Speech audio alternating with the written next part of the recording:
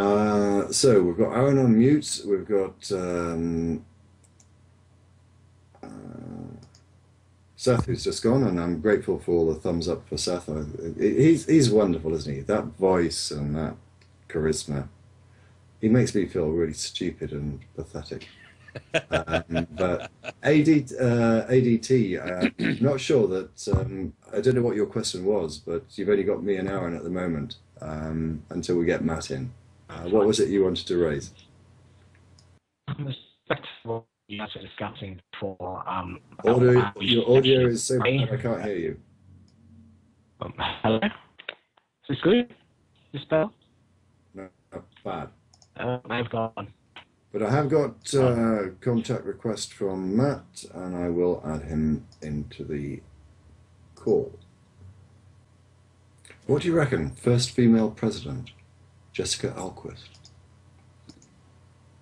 I don't think she's interested in politics. She might not have a choice. ADT, your audio, as I say, was so bad we couldn't hear you. Before you come back, ADT, Matt, welcome to the show. Always. Hey, good morning, thanks.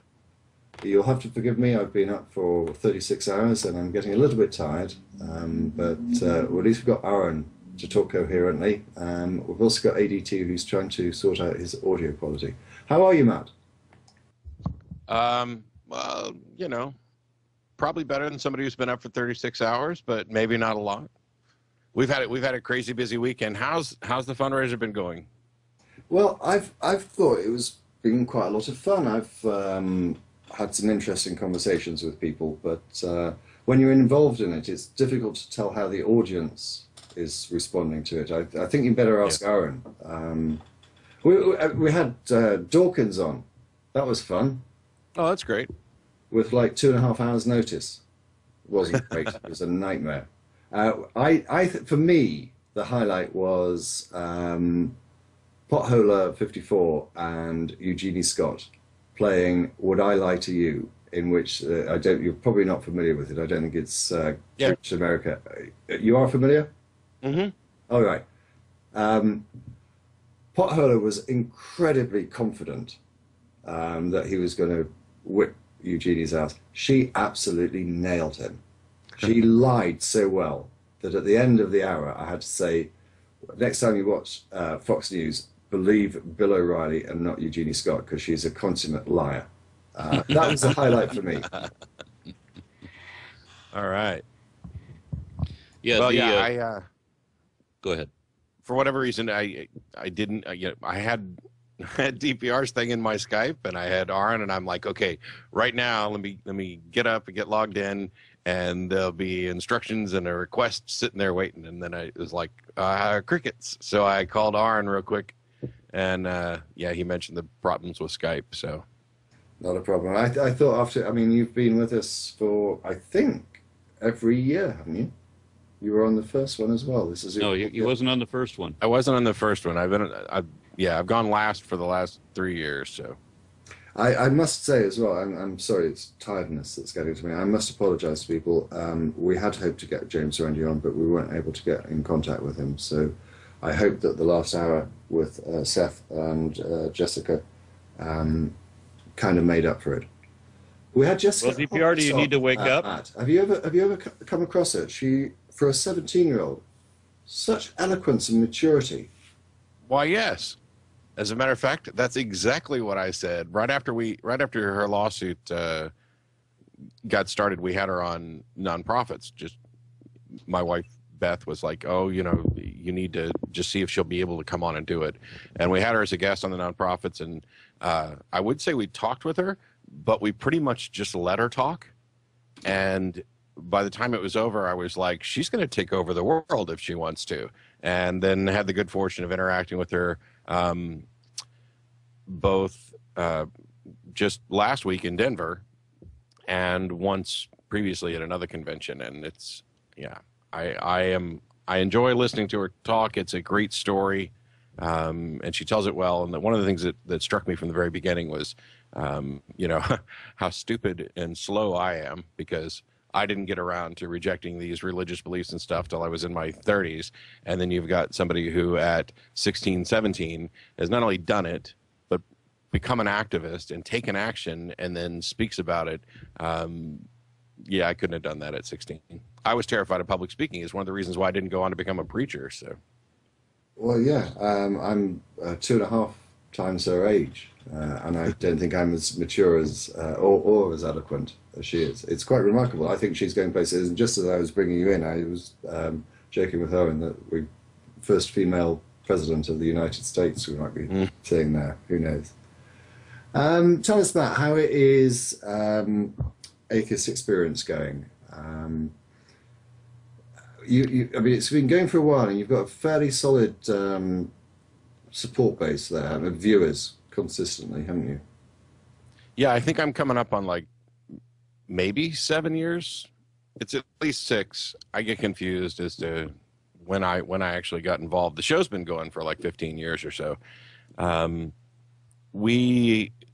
that we started streaming the show live, around the world, the caller base has of course changed, so that it's no longer just an Austin public access show. We're getting feedback from people out, not just outside of Austin in the U.S., but outside of the United States as well. Honestly, if you were to say, how's it been going lately? I couldn't tell you. I've been traveling so much and there's been so much going on that I've been skipping almost as many shows as I've been doing. And thankfully, the show isn't in any way dependent on me being there, because I just surrounded myself with a whole bunch of great people.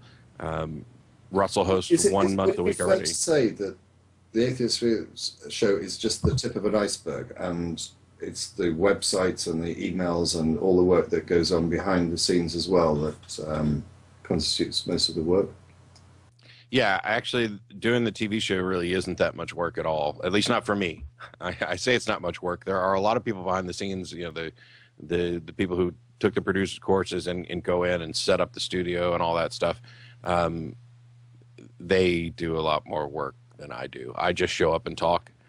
And when I show up, like I said, I've been traveling so much that I've missed quite a few of them. I'll be on today, but I won't be on next week because my folks are coming down to visit us.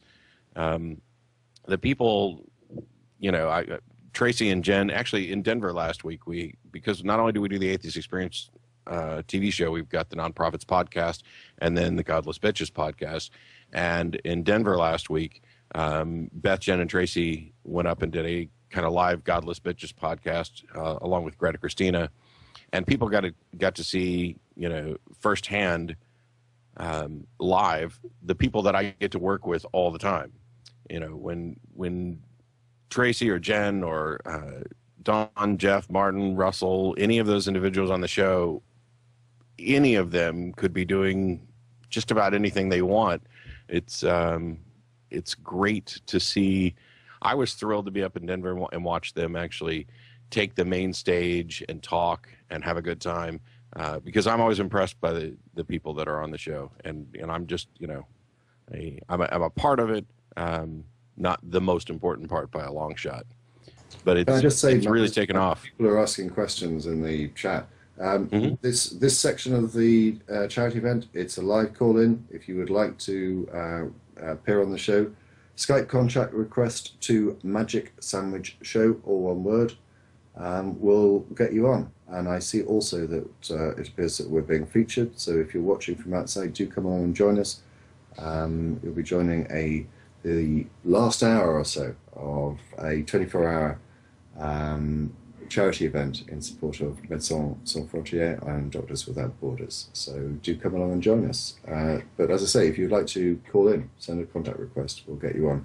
We do actually have one caller, but I'm not sure whether his audio is good enough for us to hear. ADT, shall we try you again? Now let's see. Hello? Yeah, Is coming through well? Yeah. Perfect.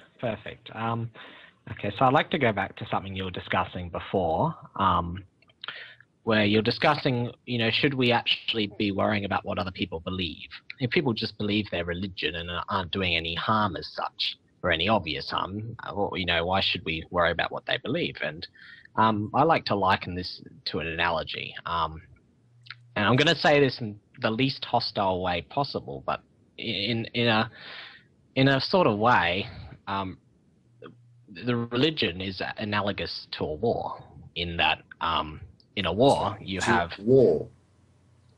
In the most simple way. Let me explain. Sorry, I just didn't hear what the word you said. Oh yeah, a war. Yeah. Right. So, Okay. In a war, you have a very simple war. You have the people who run the country, the politicians, the president, the dictatorship, who decide, I want to go at war with this country. Other factors involved, but that's generally it's some higher power. And then you have the soldiers who do the dirty work, essentially. And the soldiers are what people see in the war. And the reason I make an analogy to religion is because it's kind of the same thing. The churches and the higher powers have views such as on homosexuality and abortion, and the lobbies and the churches have these views. And I mean, the people who believe in the religion, they may not be directly advocating these views, but they're kind of the soldiers. They're sort of providing the firepower. And I think that's why we need to, we do need to challenge people. Even if people say, why are you worrying about what other people believe? I think it's important to challenge, because if you don't challenge the people that give support to these big organizations which are making these, horrible laws, then, Martin, the I'm going to horrible come to you laws are going to first, stay. but just to put this in its context, this was basically a discussion that we were having with Jessica about whether Eugenie Scott's view that we should be somewhat sympathetic to religious people compared to Richard Dawkins' view, which let's use the word more strident view, that he cares more passionately about what is true as opposed to whether the people derive benefit from it. I think I know what your answer is going to be, but is it, if it doesn't interfere with someone else's life, is it a problem if someone believes in what we perceive to be nonsense? No, but I don't think that's possible. I'm definitely much more in line with Richard Dawkins here than Eugenie Scott, because, and I don't think, and I don't want to phrase it in the way where I don't think that Eugenie cares about truth. I think Eugenie does care about truth. I absolutely care about truth. I also care about what people believe, because I am convinced that people act in accordance with their beliefs. Beliefs inform people's actions. The actions have consequences. Nobody's living in a vacuum. And so it matters what other people believe. Now, I've said many times, I'm an enemy of religion, but I'm not an enemy of religious people. I may get into arguments with them. I would, it may get really, condescending, obnoxious, hostile on occasion. That's just the way these things go, because we're talking about quite often values that go right to the core of who somebody is. But I consider myself, even if they don't, a friend to religious people, because all I'm trying to do is let's have a discussion about what's actually true, because the best way to deal with reality is to have your internal model of reality be as accurate as possible. And every false belief that you hold, it can potentially lead to more false beliefs. Doesn't necessarily, it's not, a slippery slope, but I think it bothers me when I hear people say, hey, we don't need to care about what other people believe, we only need to care about what they do, which I agree, what they do is paramount. But we need to care about what they believe, because I don't think that somebody can actually believe something without it impacting all the rest of the things that they potentially believe, and without it impacting their actions.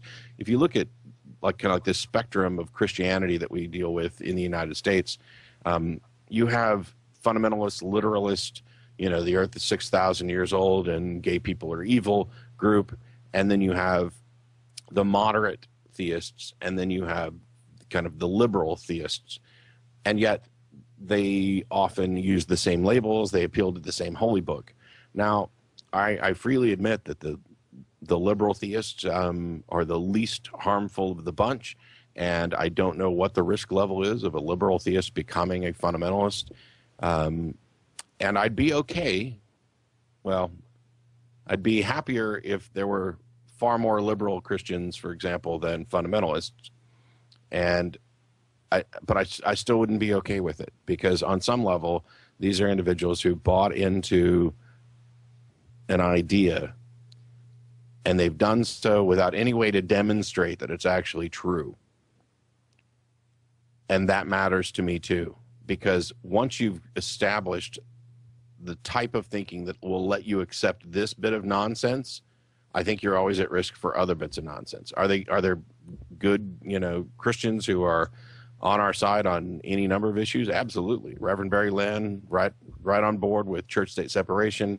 I have family members and friends who are extremely liberal Christians, right down to supporting same-sex marriage and other issues like that.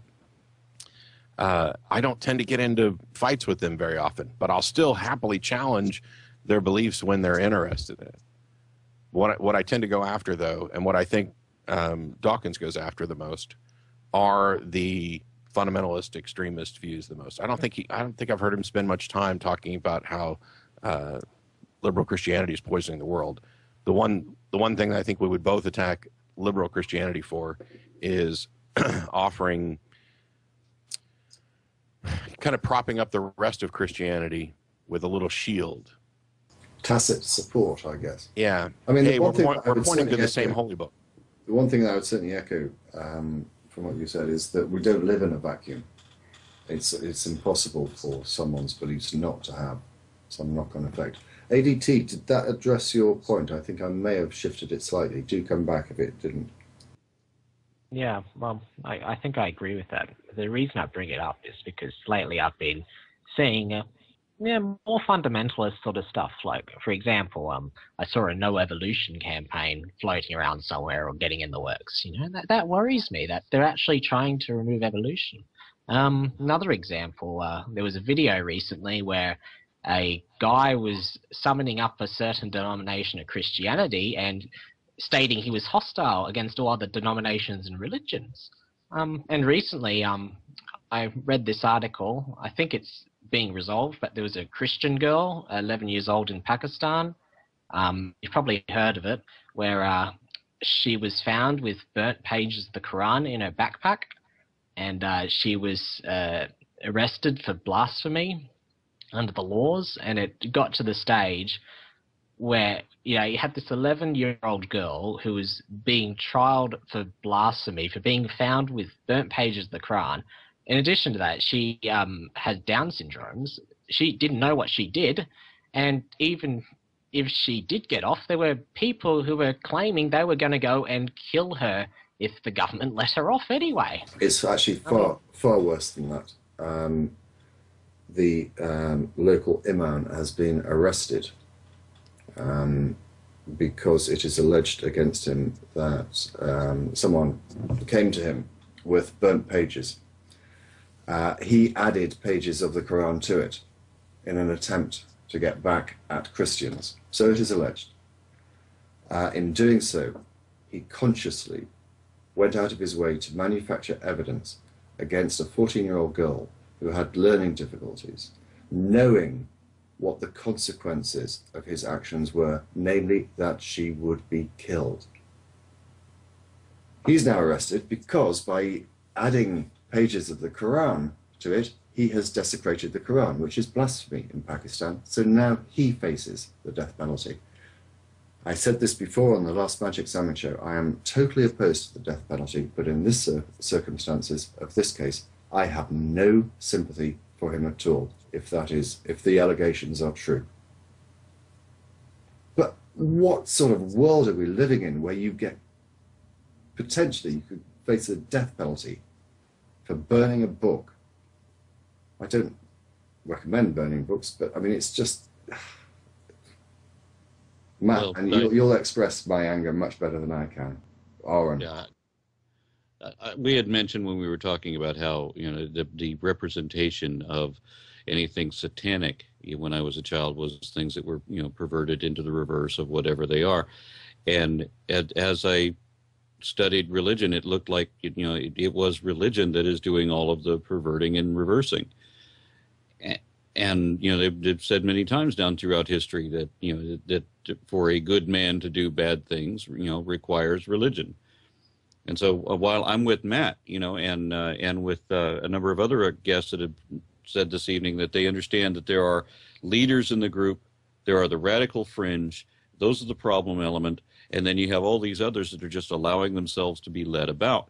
I can't get these innocently deceived, normal, liberal Christians to actually look at what the leaders are saying and using their, how they're using their tax dollars and their donations.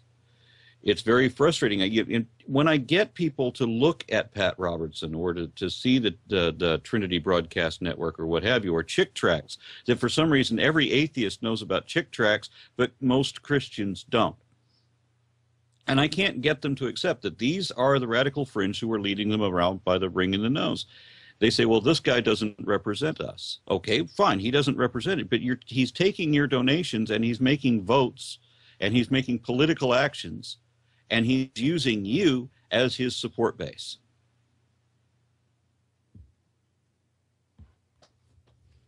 Yeah, it's yeah. Go ahead. I mean, yeah, you're completely right. I think Richard, I'm diverting a tiny bit just to Islam in particular, going back to the case, because, I mean, what can we do? It's religion is imbued in their society. It's part of their laws. It's not something as easily, like in America, the amount of Christians is dropping, and that's partially due to the fact that there's nothing in the laws that is keeping them there. It's mainly just their belief, whereas in these Islam countries, there's a lot of religious content that's actually in their laws, such as the blasphemy law. And I think when Richard Dawkins was on, I'm pretty sure he summed it up when he said Islam was one of the evils left in the world.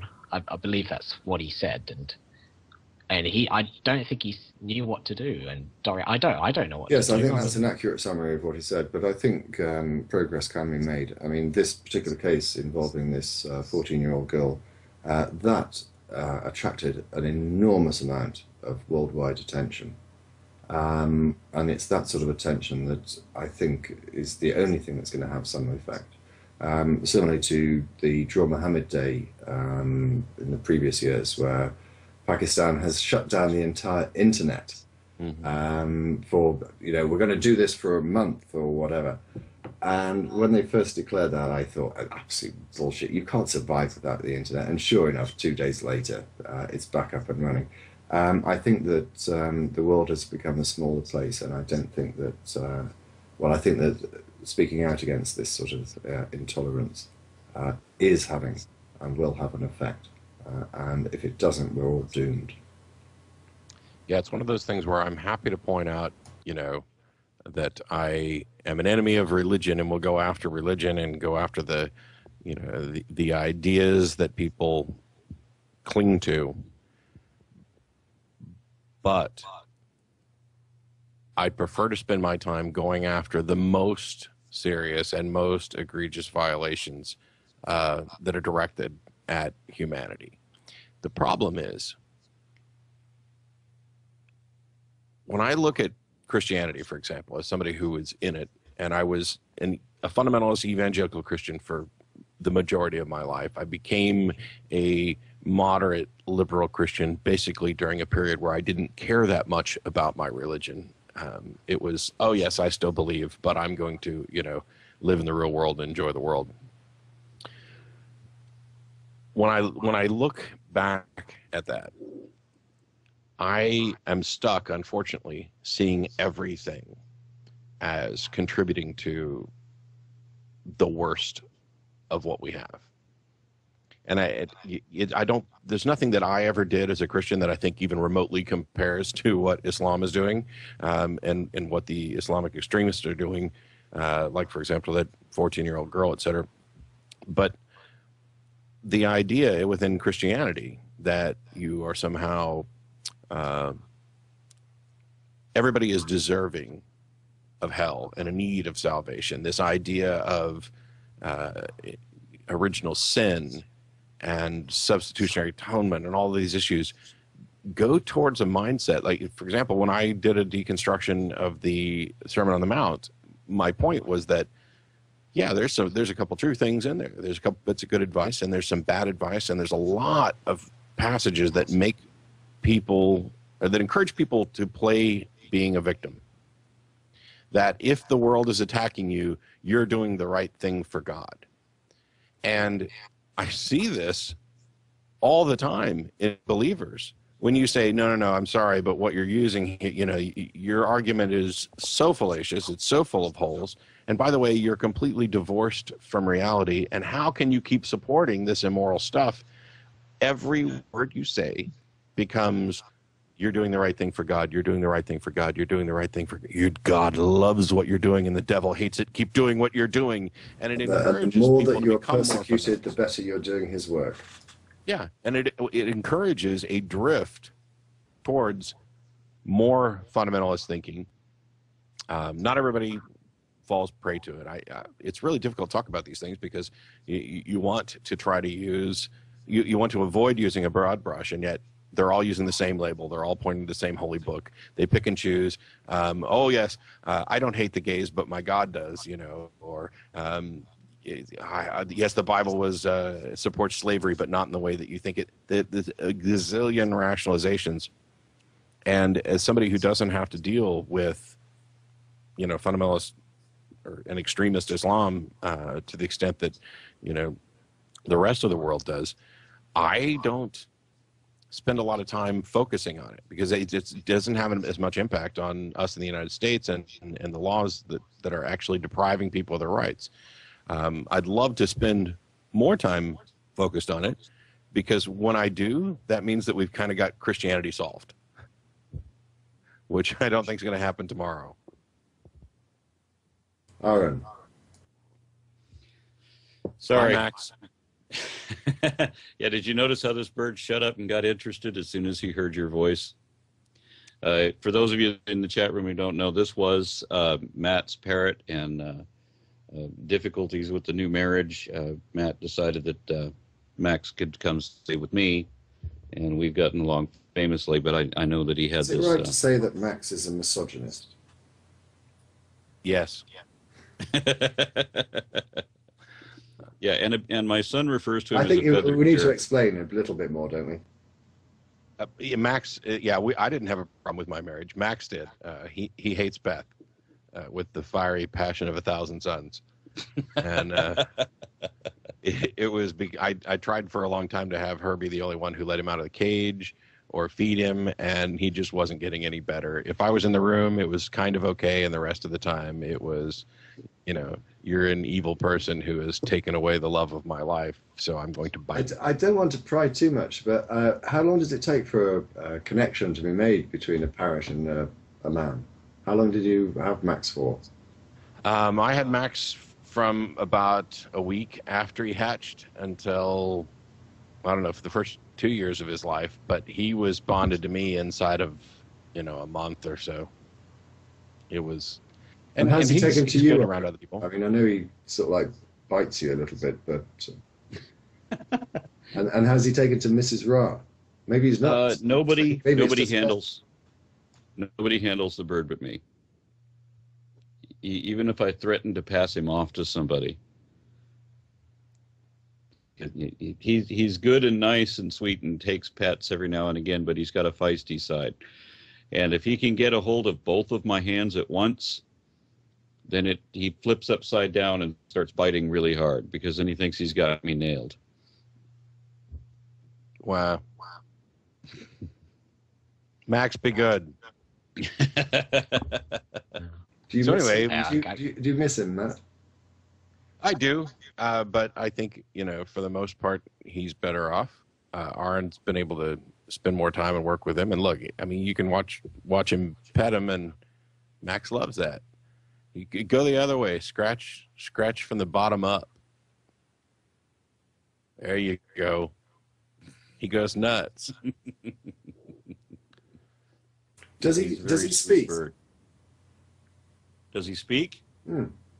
Oh yeah, yeah. One thing he did last week or a couple weeks ago, he started going, Aaron, Aaron, Aaron, and I finally come walking into the room. I go, what? And he goes, Connor. Once he learns to say AronRa, I'll be impressed. So Matt, we had suggested once upon a time, as part of this this drive that we were after, There was some measurements on the Scoville scale, and we were talking about having DPR Jones go to the grocery store, which I see that he did not do. And we were talking about picking up peppers of various strengths, getting up into Serrano and jalapeno, and finally moving on to, depending on the abundance of our donations, habaneros. Now, There's as I understand I'm sure it, they're the same thing. Those are Scotch bonnets to me. okay. What do you think, Matt? Nothing else in our tummies at the moment. 2 men of mine and DPR's age, one jalapeno or one habanero, chewed up on camera. How funny would that be, right? I would pay for that. I love habaneros, though. I mean, you know, I'm living in Austin, Texas, and surrounded by awesome, you know, Mexican and Tex-Mex food, and habaneros are nothing. Well, okay, they're something, but they're not the worst thing ever. It's the ghost peppers and the other crazy stuff that I just stay away from. Matt, can I take a wild guess? Do you like cooking? I do. And hot spicy food? What would be your sort of like signature dish? Oh, I make an awesome chili. It's probably the one that I throw together the quickest and easiest that is still a really good dish. But I also make a mean pork loin that is rubbed with brown sugar and chili powder and everything, and then you sear it, toss it in the oven, and I make a reduction of peach butter and balsamic vinegar that makes a great sauce. How did we get on cooking? It's Aaron's fantasy world. I mean, I've had several messages from him over the last couple of weeks, and he said, "Did you not get my message I sent you 2 weeks ago?" And no, he hasn't. "Did you not get that text I sent you?" No, I don't know what's going on. Maybe a few senior moments. I'm not too sure. Going back to atheist experience, Matt. Mm-hmm. There are times I'm sure I can sense that you just get irritated and bored. You've heard the same old arguments and you get somewhat frustrated with that. Would I be correct? Yeah, I feel a little bad about it, but you know, I have been doing this for years, so it's going to happen from time to time. I try not to, and I try to, you know, when I get to those points, I sometimes will try to make a game out of it for myself, which is, okay, let me see if I can answer this in a completely different way, you know, than I ever have. And what ends up happening is that I get email.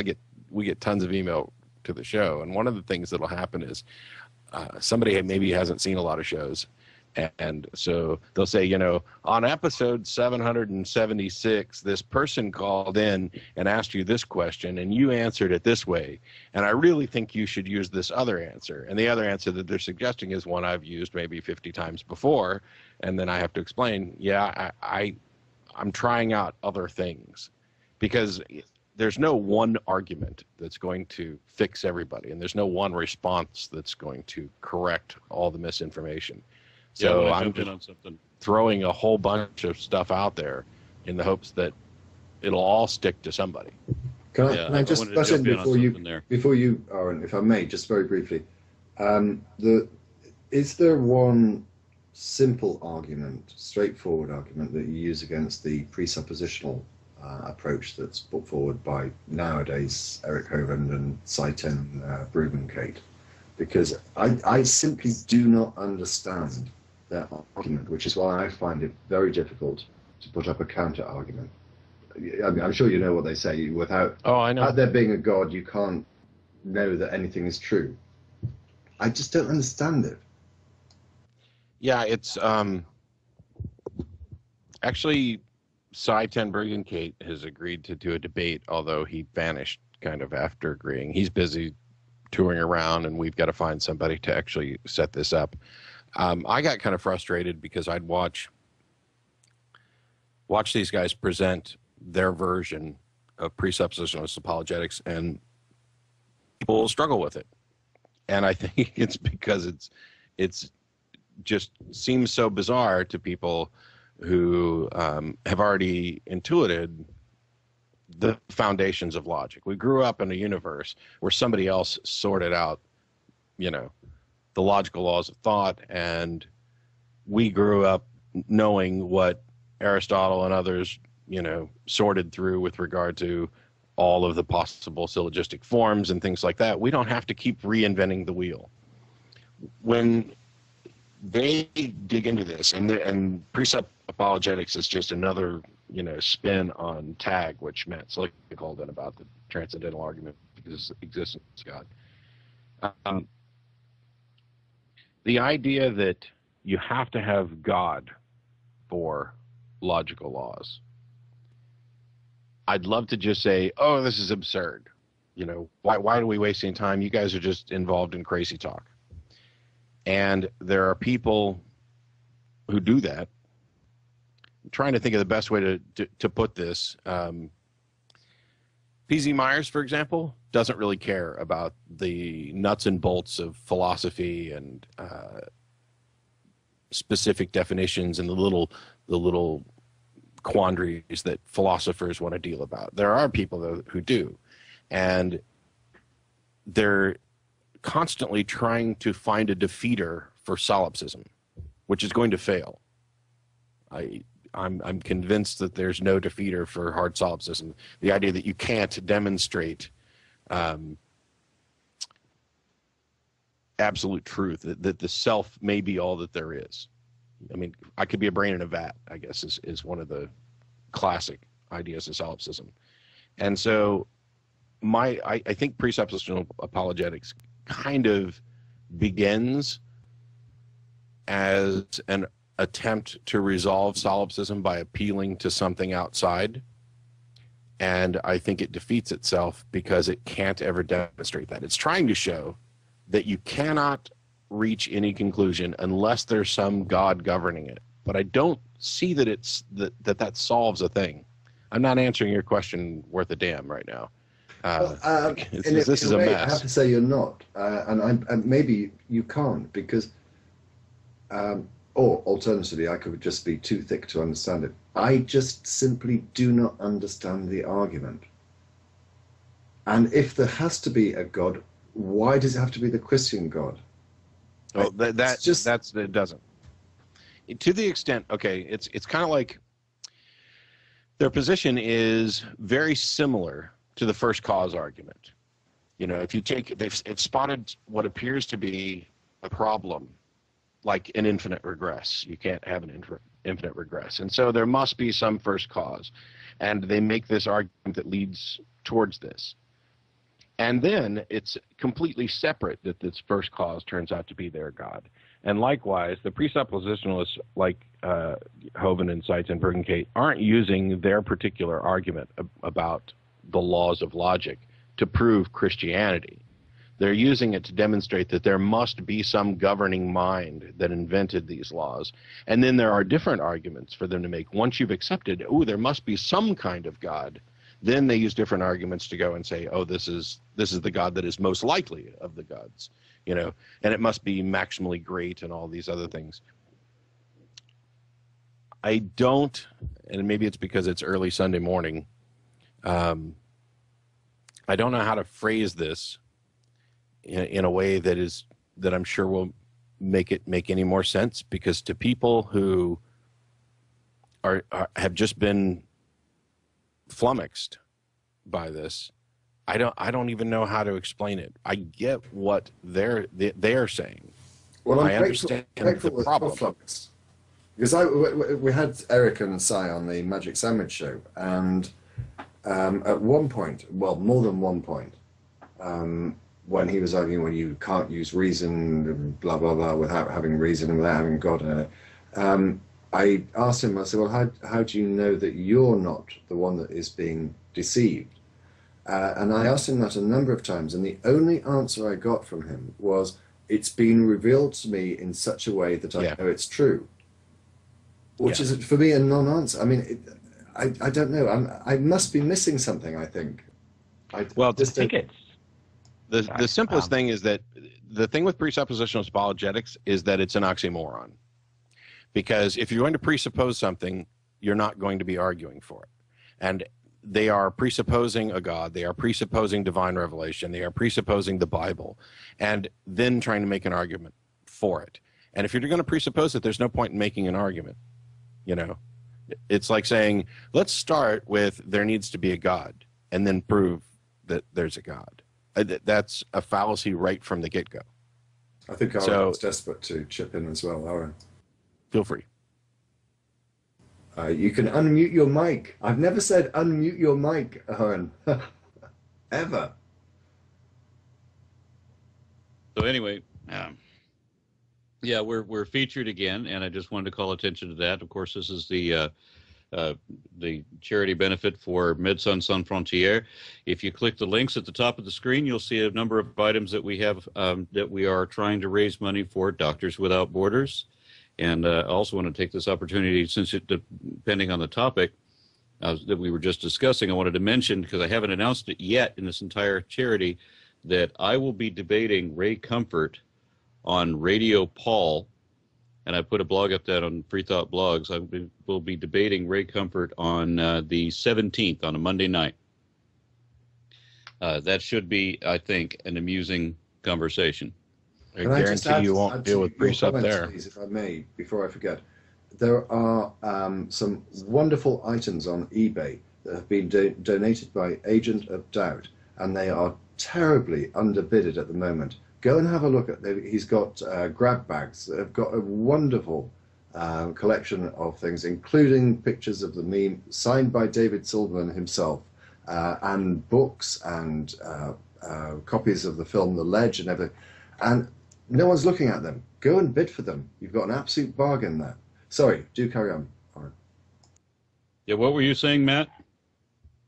Oh, I'm saying when you're debating Ray, I'm pretty sure you won't have to deal with presup apologetics. I don't know. There's that whole, when I see a building, I imagine there's a builder thing. Yeah, but that's different, and that's easily defeated. Ray, Ray's really just legitimately confused, as are many people, about how we identify design. People want to think that we identify design by looking at something that's complex. The complexity is the hallmark of design, when actually simplicity is the hallmark of design. But the way we tell design is in contrast with nature. If something's naturally occurring, that's different from if something is designed. And so the reason we know a building had a builder is because all of the evidence points to the fact that buildings are built and buildings are designed, and no evidence points to the conclusion that buildings are naturally occurring without designers. This is not just something we look at. Basically, when I mentioned before about how we're kind of standing on the shoulders of giants and we don't have to kind of rework syllogism, we are betrayed by how good our brains work, especially with regard to inference and induction. And we just grow up in a world knowing things, and we don't have to sort out the hows and whys of a lot of it. I know, hey, it's a building. Of course it had a designer. I didn't have to give that a moment's thought. And that's what Ray's relying on, is that people don't have to give that a moment's thought, and then they can look around at what he labels as creation and clearly intuit that it must have had a creator. It's just that, first of all, it's wrong and unjustified to call it creation in order to get to a creator. Well, in reality, you should just call it existence or reality, and then you can't intuit a creator from it. But the other thing is that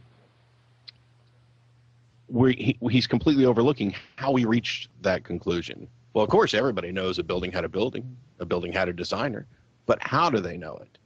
Yeah, well, one of the things that I asked two of Ray Comfort's followers that I ran into at the Reason Rally, I asked them, do they believe that they were magically created by a god, or do they believe that they were once a single cell in a glob of goo? And of course, they said, I was magically created by God. And I said, okay, so you are arguing against sexual reproduction then, because we could show that you were once upon a time a single cell in a glob of goo, and that goo was semen, and so you're arguing against that. And the look of confusion at any presentation of reality on their worldview, it's bewildering. And it's a little disturbing to me that, as we mentioned before, that these people don't want to know what the truth is. They're to advocate a preferred position that I think, on some level, they know is not actually factual. And that they don't care about that. I think sometimes all it takes is to actually look a bit closer at what they're saying is, well, this is designed. A good example is I watched a documentary a few hours ago on dissecting a kangaroo, and they explained how a kangaroo gives birth. And what happens is the fetus develops in the vagina, and then or in the womb, sorry, and then it comes out the vagina at a very young age. It's this little fetus about the size of a baby rat, okay, and it's pink, it's formed, and it goes on a journey for about 3 minutes, climbing up its parents' pouch to hop into the pouch, where then it develops. I mean, how's that intelligent or designed in any common sense way, you know? We had a conversation. We had a conversation about sexual reproduction and, you know, viewing different aspects of animal reproduction in the context of evolution versus creationism. Now, my favorite example of this was the hyena, and the hyena develops this. It actually kind of gives birth through its clitoris, if that makes any sense. And it's an overly distended, almost penis-sized clitoris that the female, or that the hyena has to actually chew off in order to give birth. So we're talking about like this hideous animal going through this heinous torture to itself in order to reproduce. Is that an intelligent design? I'm sorry, I was grimacing because I knew what was coming. It's not a nice image, but I just think it's a cherry picking exercise, isn't it? In the same way as they cherry pick the Bible from morality, so they cherry pick the beautiful things. But it was Hannibal Lecter speaking to Clarice Starling in Silence of the Lambs, and I'll probably bastardize the quote, but he said something along the lines of swans and syphilis. You can't pick and choose. You've got to take it all. And it's interesting, isn't it, that God's wonderful design doesn't include smallpox, syphilis, AIDS, and all the nasty things, rats. No. But, look at the beautiful trees and flowers. Yeah. Praise the Lord. Look at the trees. All things dull and ugly, all creatures short and squat. The good Lord made the lot. Oh, but he didn't, though, because everything was perfect before the fall. Yes, and Tyrannosaur story really, I think, is very depressing for the outlook of humanity as a whole. Maybe I should ask you, because there was a time I think that you did believe it, but in hindsight, it's extraordinary that people can believe such absolute nonsense, isn't it? I don't mean to insult you when I say that, because you did, but no, look back on it now and just think, God, what a fucking idiot I was. Well, kind of. On the one hand, definitely, I was not sufficiently skeptical. I didn't have. Well, there was a time where I had really good critical thinking skills. I just didn't apply them to my religion. Somehow religion had set itself up as immune to this. And so I don't beat myself up too much, even for taking forever, seemingly, to get out of religion. And I also, for example, don't blame my parents or the ministers, these people who sincerely believed these things, for sharing what they sincerely believed. They're wrong. And they're probably doing harm, but people are going to be acting in accordance with what they believe. And if you sincerely believe something and you're not sharing it, I mean, I think Penn Jillette had something in an NPR talk where he was like, you know, how big of a dick would you have to be to think that people were actually going to die and go to hell without, you know, becoming aware of the information that you had and not share it? So, yes, I was wrong. I was stupidly wrong. I had such crazy levels of like cognitive dissonance going on. I can't even put myself entirely back in those shoes. I used to be pretty good about slipping back in. And it was, oh, well, of course, evolution's true. I learned, the basics of it in, school. But I didn't know anything about it. And it didn't seem to conflict with what I believed about God actually making Adam and Eve. I don't know how I reconciled it. I just know that somehow I did. And when I listen to believers now trying to reconcile it, it's really easy to say, yes, but here's, you're making this mistake here, and this is what's wrong. It's one of the reasons, like, there's a lot of labels that fit me and a lot of things, I run around, hey, I'm an atheist, because I like the baggage that comes with that. I like trying to correct that. But I'm a skeptic first and skeptic most importantly. My skepticism is far more important than my atheism, because if and when there exists evidence for a God, then I'll stop being an atheist, but I'm never going to stop being a skeptic.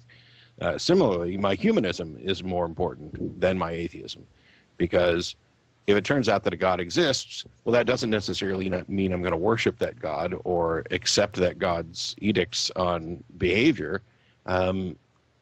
unless they, withstand the scrutiny of the values of humanism.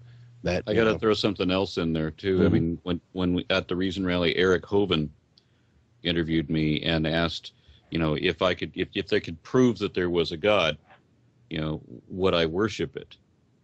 And first of all, the word worship implies something that if there was a God and it was a real God and it was a good God, if it was a good God, I still wouldn't worship it because of the meaning of the word worship. I mean, I could admire and I could respect, I could even love that God, but I couldn't worship that God. Yeah, and it may be the case. It may be the case that a good God couldn't demand it. There's another level too, wherein the God that he's promoting is not deserving of admiration or respect. And so I said, no, if it turned out that it was your God, which it can't be, and he wouldn't accept the reasons why it couldn't be, but I said, if it turned out that it was your God, and even if I'm going to be damned to hell if I don't worship, I still can't worship it, because it's going to, in this case, it's going to be hell being in its presence in heaven anyway, so it really doesn't change things much for me. Yeah, and I'd argue that, a good God wouldn't need or desire anything like worship. Nor would Perhaps he demand respect. hell. I mean, yes, perhaps he could offer a carrot for his devout believers as heaven. But why does he have to torture everyone for eternity in hell for nobody? Why couldn't he put them back into the state that they were in before they were born? And at least with Hinduism, if you get the carrot that they're asking for, you achieve nirvana, right? But if you don't get it, you're not damned, you're not punished, you live again, and it's another life that is in accordance with the life you previously lived. So there's never a hell damnation thing. There's that final thing where you eventually get the prize and you're there. And until then, it's just existence as normal. Can I throw something in before I forget about it? Was when you were talking about debating Ray Comfort, someone in the comments put, why waste your time? To Aaron and Matt, is debating Ray Comfort a waste of time? Is it giving him undue publicity? What are your views? I see the value of debating Ray Comfort because I've seen what he does to other people and what people of his ilk do to other people. And my debate with him is not going to be focused on an evaluation of the facts. I'm going to be focusing on his tactics and the things that he says that we can show that he knows are not true and were not true when he said them. So that's the whole point that I would take. I mean, I haven't actually worked out a strategy, formally yet, but that's really it. I'm not going to be concerned about the facts. It's his credibility personally that I'm going after. And before we go to you, Matt, Concordance has just posted, it's probably unproductive to debate creationists. Matt. So let me take a half step back about the issue of hell. People like Billy Graham and others have adopted things like annihilation theory, where their idea is that hell is eternal separation from God or an end to existence. So not everybody within Christendom actually has this idea of a torturous hell. I don't know whether or not it's worthwhile to debate Ray, and here's why. I like Ray. I got along with him during our conversation, had a good time. I think he's for the most part, a decent person who's acting on his sincere beliefs. On the other hand, he keeps saying things that people have clearly demonstrated to him to be false, which is why I like where Aaron's going with this. Yeah. Ray is not. Go ahead. Ray is not.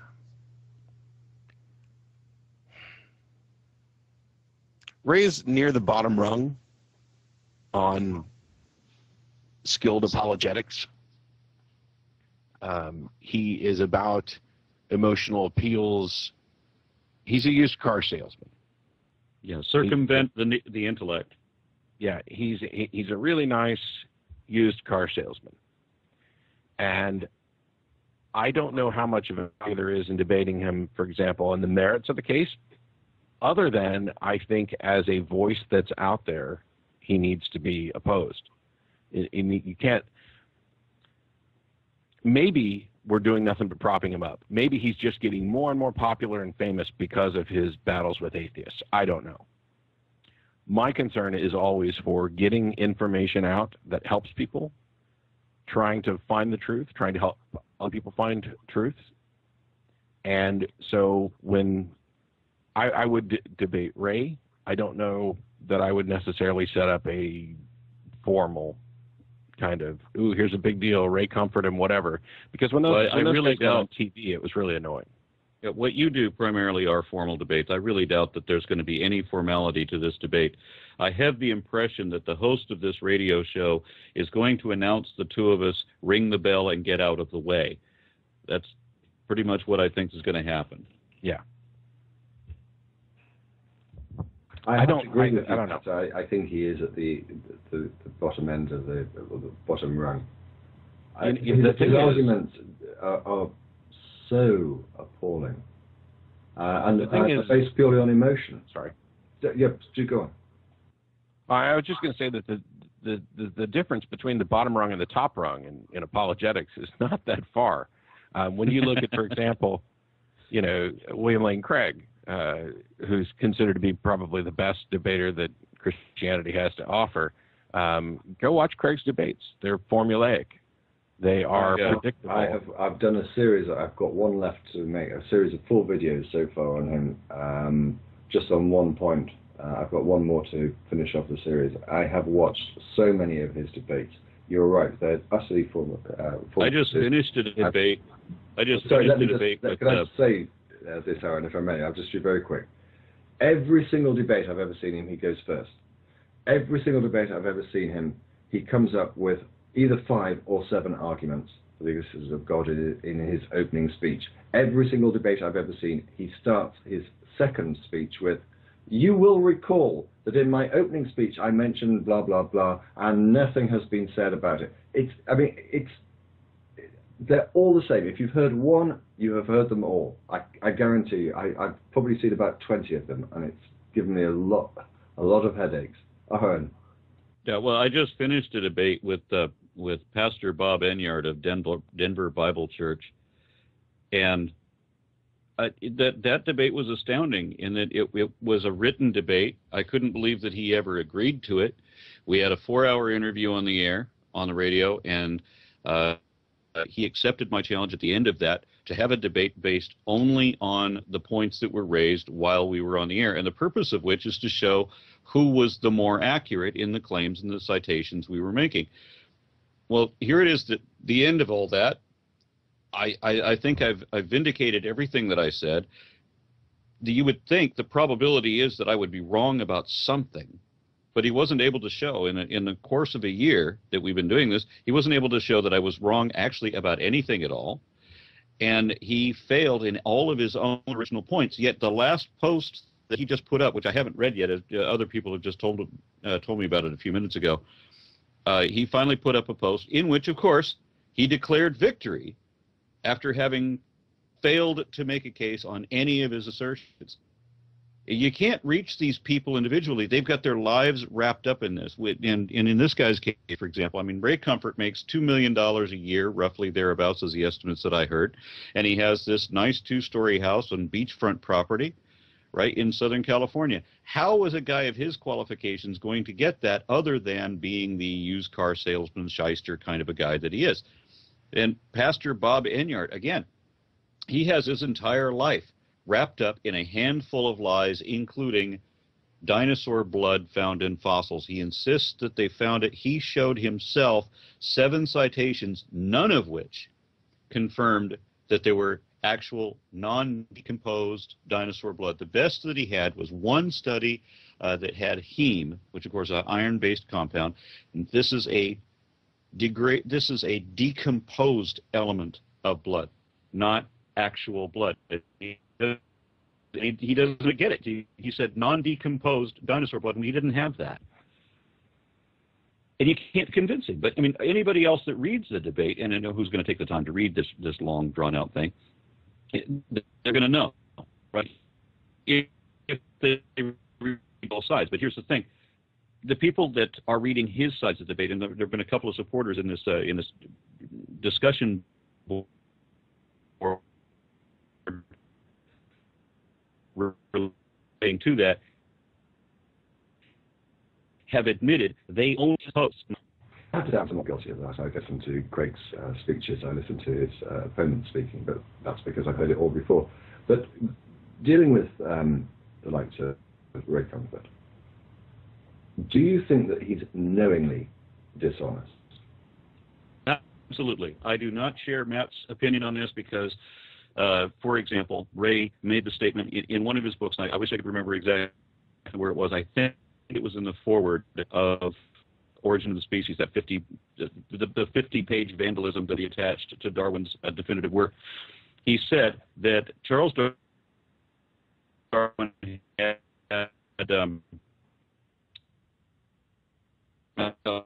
formulated his theory, and then after that, his daughter died, and then as a result of that, he likely died, which the chronology is correct. But then later, hold on, have I lost Skype? No, you're good. Okay, good. Well, anyway, then he gets on Pat Robertson's show and tells Pat Robertson that that Darwin's daughter died, and that as a result of that he concocted the theory of evolution as a way of getting back at God for revenge for his daughter dying. It is not possible for Ray to make that statement, knowing already what the chronology accurately is. Honestly, he is very definitely, deliberately lying on that point, as he did with what he said immediately after that when he starts talking about the first dog being a piece of hamburger, essentially, that sat around for millions of years and suddenly grew arms, legs, and a tail, and then had to go look for another piece of hamburger that turned into a female dog. It is, again, not possible. I mean, it's possible that he could be extremely stupid. I mean, just to the point of needing to be taken care of and changed to believe that. But it is not possible that he could have stated this without being incredibly dumb. It is not possible that he made that statement honestly either. Everything he says about the scriptures, everything he says about science, everything he says about anything, he either has to be bewilderingly out of his mind or deliberately dishonest, and there's no other option. Well, you said that Matt had a different view. What's your view, Matt? I don't know that my view is that different. I think it's well, Matt, you said that he genuinely believed. I'm talking about his religious beliefs. Okay. I think that Ray sincerely believes that there's a God and that that he has this relationship with Jesus. And I think it's because of this sincere belief that he doesn't recognize when he's being dishonest. I think there's several examples of him being blatantly dishonest where he's been corrected on things. I would never say that Ray is an entirely honest individual. My point was, I think he's being honest when he talks about his belief, and I think his belief has polluted his mind to the point where, yes, he understands that what evolutionists are saying is not there was this lump of hamburger that eventually grew legs. That's been explained to him enough that he knows it. But he doesn't believe evolution, so he doesn't care what the evolutionists say. So he continues with his paraphrased version that he knows appeals to the Christians who think that this idea is absurd. It's blatantly dishonest, but it is driven by, it's like if I made fun of the people who say that there's this alien lizard cult or group on the planet that are secretly controlling everything. If I made statements about those lizard theories that were inconsistent with what they were saying, but in tune with reality as I understood it, I would consider myself to be honest, because these people over here are nuts. That's the position that Ray is in. He looks at this, and evolution is a fairy tale for grown-ups. And so it's so absurd that his absurd characterizations of it come from a place of honesty. It's still dishonest. Okay, I think we're joined by Zach. Are you with us? Yeah, can you guys hear me? Very well Yes. indeed. How can we help you? Oh, well, first, I'm sorry, DPR, but I have to brown nose Matt just a little bit. It's one of my longtime favorites. I've got my mouse over you. I'm ready to kick. Go on. Yeah, I just wanted to say, Matt, big fan. Love your show. Watched it for a long time. And, of course, as well as you, Aaron, watched tons of your videos over the years. But what I wanted to talk about is what is the worth in correcting factual errors and arguments that generally end in an infinite regress. And I think the most poignant example of this is Big Bang discussion. So I think maybe DPR you'll recall when you had AronRa on the show a couple of weeks ago, and he attempted to tear into the Big Bang by discussing the nonsense of quantum fluctuations and misusing all these terms, mind you. Is it worth going in and correcting those factual errors, or is it just better to say, you know what, this is going to end in an infinite regress? Should I do what Matt does sometimes and just say, even if you disprove the Big Bang, even if you disprove evolution, that still posits no evidence for the existence of your God? I would approach it from the other angle, which I did with AronRa, who basically said because science can't it was a God of the gaps argument. Because science can't fully explain the Big Bang, therefore it leads to the conclusion that there is a God, much like the Kalam cosmological argument, which is one of William Lane Craig's favourites. I don't know. I mean, with Craig, you can concede every single point of Kalam, and it doesn't get you to the Christian God. And if you listen carefully to the way Craig argues it, the steps he takes from the conclusion of Kalam to the Christian God are just utterly ridiculous. So I don't know. In my view, and I will go to Matt and Aaron, I don't see that there's much purpose in arguing about the Big Bang. The way I see it being presented most of the time is a God of the gaps argument. Aaron or Matt? Matt, should we come to you first? Sure. Well, okay.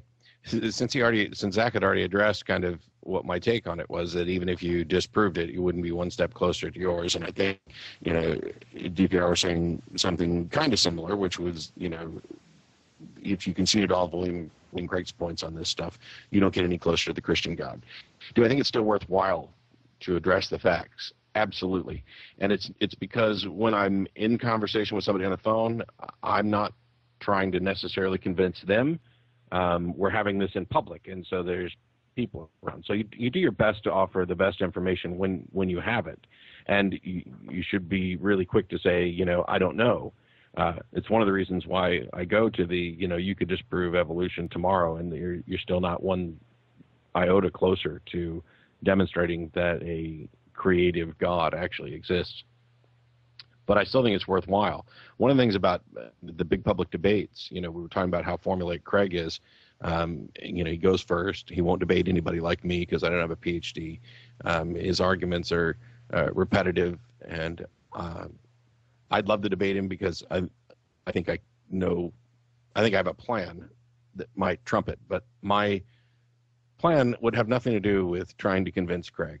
It's about the audience. And so the one thing people overlook about the big formal debates, and this is sad, and this is why some people are very opposed to having public debates at all, the major formal debates, is that it really isn't so much about who has the best argument or the best evidence. It's quite often, hi. Hi, I've got Randy on the other line. He's trying to call me on the other line, but for some reason his camera and his microphone are not working. And both were a few minutes ago, he said. If he can get them working, I don't have him as a contact on this Skype account, so you would have to send a contact request. Okay. But if he's available, love to have him on. Well, let's see if we can get it to work. I have to agree with you, Matt. I remember the days, perhaps I'm getting too old and romantic, the days when debates were debates, and there was emotion and people went there to listen to the advocacy and the quality of the arguments. They went there with an open mind. Nowadays, when you get debates with the likes of Craig and Harris, for example, they're simply an opportunity for people to go on and applaud their champion. It's a popularity. It's a popularity contest and a joint press conference, which is why I've been the last couple of debates. Yes, they're formal debates at university, but I've been pushing for a section. You get up and say your thing, I get up and say my thing, and then we're going to have questions from the audience. Yes, that stuff happens all over the place, but I want a portion of every one of my future debates to be like what I did with Jay Lucas, which was we're going to sit there and each of us have 10 minutes, 5 minutes, 15 minutes, the more the better as far as I'm concerned, to ask questions of the other person. The time belongs to the person asking the questions. So if you don't like the answer that I'm giving, you can just cut me off and say, no, I'm asking the questions, this is my time, you're not getting to the answer that I wanted, whatever, and go on to another question. And there were people who are scared of this because they're saying, hey, look, he'll ask you a question. If you start giving too good of an answer, he's going to cut you off and say, no, that's not it, and move on to something else. That's fine with me. I want him to do that. I think people are smart enough to recognize that if I'm giving an answer that's starting to make sense to people in the audience and he cuts me off, that looks bad for him. Similarly, it's entirely up to you how much you let the other person ramble. With the time belonging to the questioner, we had a really good back and forth.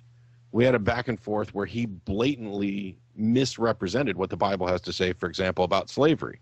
And that gave me an opportunity to correct it in the closing. I don't know if we're anywhere near Zach's question anymore, but I'm not sure. But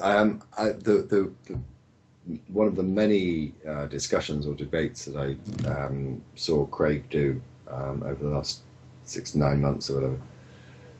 In the formal debates, he sticks to his script. He never addresses any point. He's just there basically making a speech. But there was one occasion, there was a much more informal discussion. And I wish I could remember who it was. But in that less formal style, Craig got his ass handed to him, which is why he doesn't do that sort of thing. He insists.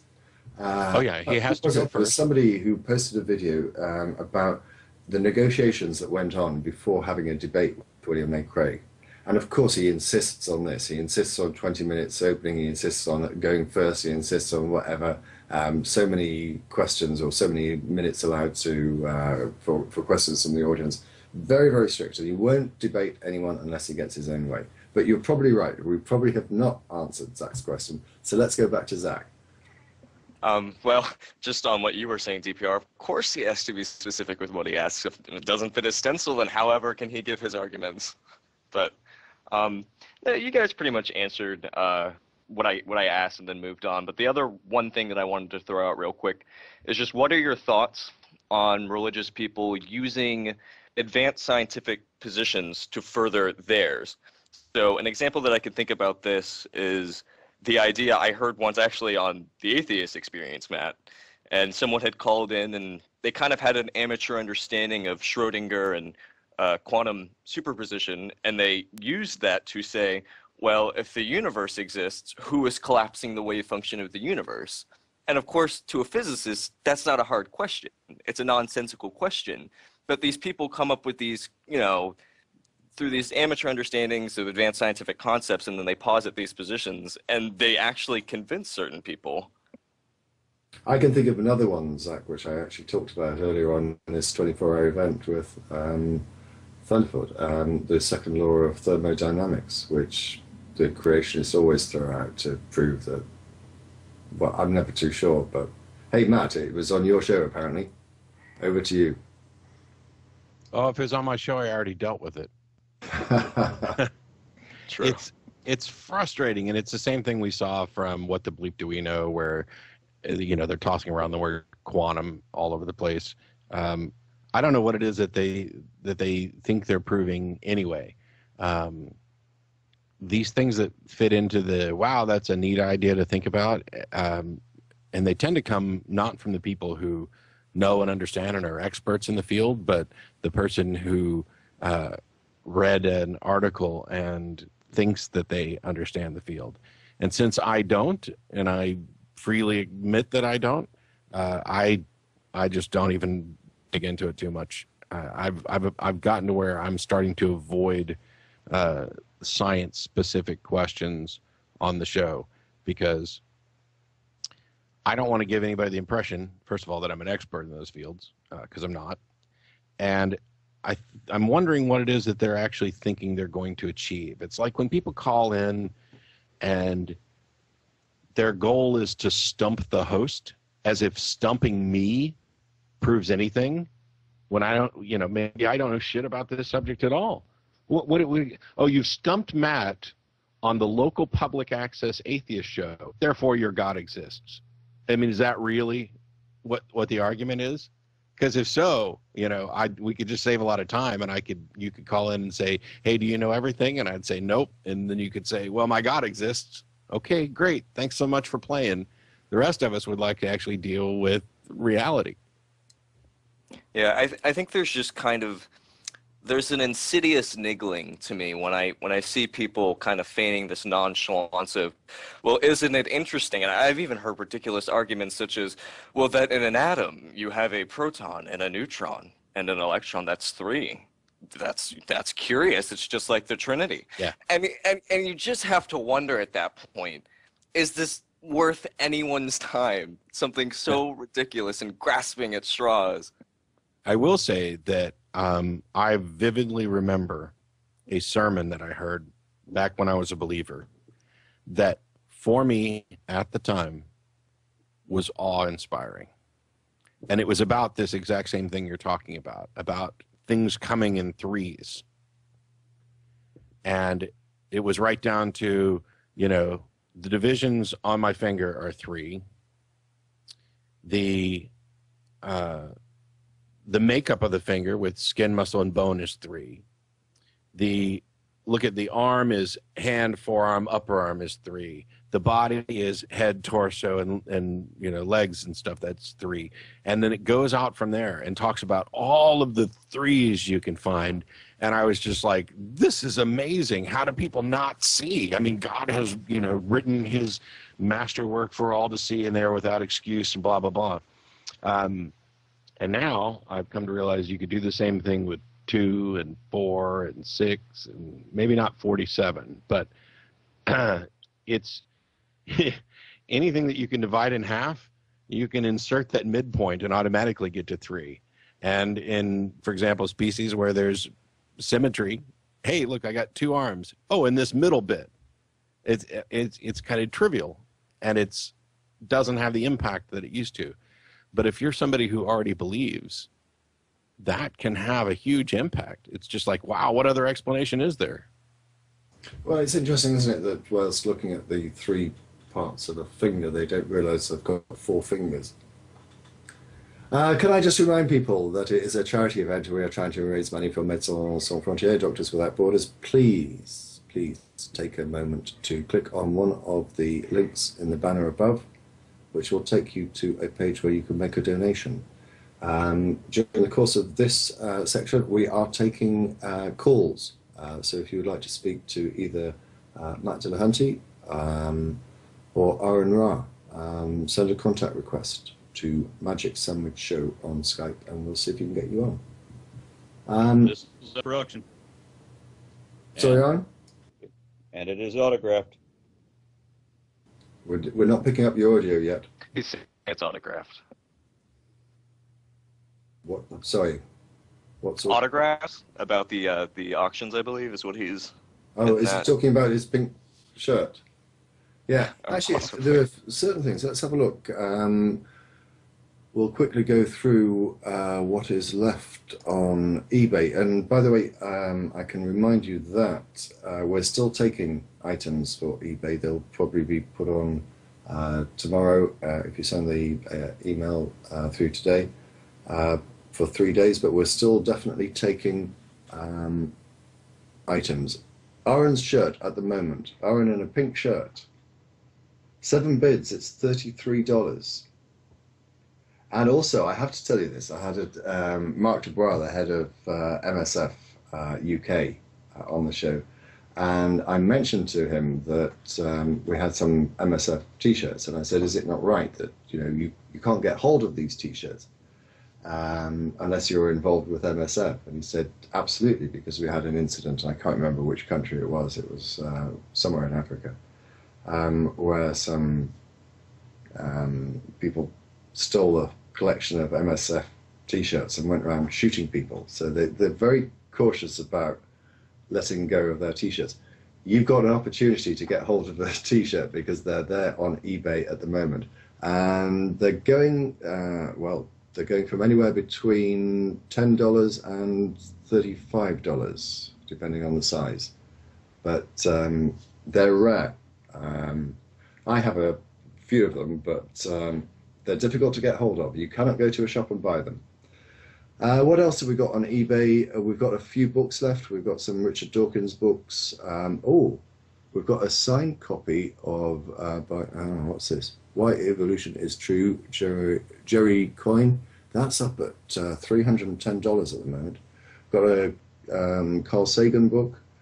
Got a signed copy of A Universe from Nothing. That's up to $192 at the moment. Let's have a quick look through the rest. More books. This one, come on. An opportunity to stay with Desert File on his ranch. Aaron, come on, tell us what an experience that would be. That's only $200 at the moment. Has Aaron left us? Again? I think he's trying to work out the stuff with Randy right now. And again, the Silicon Writing, there's one bid at the moment, $75. Last one went for $100. That, I think, is a good buy. And other items, if you want to have a look at them, simply click on the eBay link above the banner. So I don't know if you've covered this, but I noticed that the picture that I signed while I was in Denver sold. But one of the things that happened right off the bat, as soon as I posted this on Facebook to encourage people to bid, is somebody said that they didn't include shipping outside of the United States on these.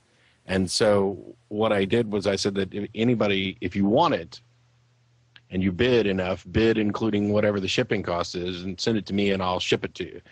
We can find a way, for me with the picture that I had, now it's over and sold, find a way to send it to wherever it needs to go. It's just a picture. I don't know why it was so. The shipping issue, I wasn't involved in, but kind of involved. Someone else did all the hard work. There was a reason for it, and I think that if you read the small print, the shipping issue would have was subject to negotiation. It wasn't like you couldn't send it overseas. It's just it was for simplicity. And I do not want to be critical of her. And I'll say it's Mrs. True Puka, who spent an enormous amount of time. It's a thankless task. But I got a few messages along those lines, and I said, look, if you message Mrs. Puka, I'm sure everything will be sorted out. And as far as I'm aware, it was. I apologise if it hasn't been. If you've got any issues, do let us know. No, I'm definitely not being critical of anybody for doing awesome work. But one of the first things was somebody said, had posted on Facebook, and this is the shipping, and I didn't have an answer, and so I was just like, well, send it to me, and I'll send it to you. And, if you spend enough on it for me to ship it to you, I'll throw in something extra too. Although I don't know what the hell I'd have thrown in. Looking around here, there's not really much I can. I have a statue. A horse statue, which has nothing to do with me or anything else. I'm sorry, Matt, I'm just checking whether I've got a contact request from James Randi. I haven't. If you know what his Skype address is, I'll send one to him. I did have it, but I would have deleted it. So, Zach, while they're sorting that out, did you have anything else? Because I'm probably going to have to leave in a while. Oh, yeah, you've been here for a while, Matt. 2 hours. Maybe I would just touch on what happens to me in those situations where you have like this idea of there's a proton and a neutron and just generally physics and biology concepts, because that's what my background is in. But I almost... Oh, no, I'm sorry.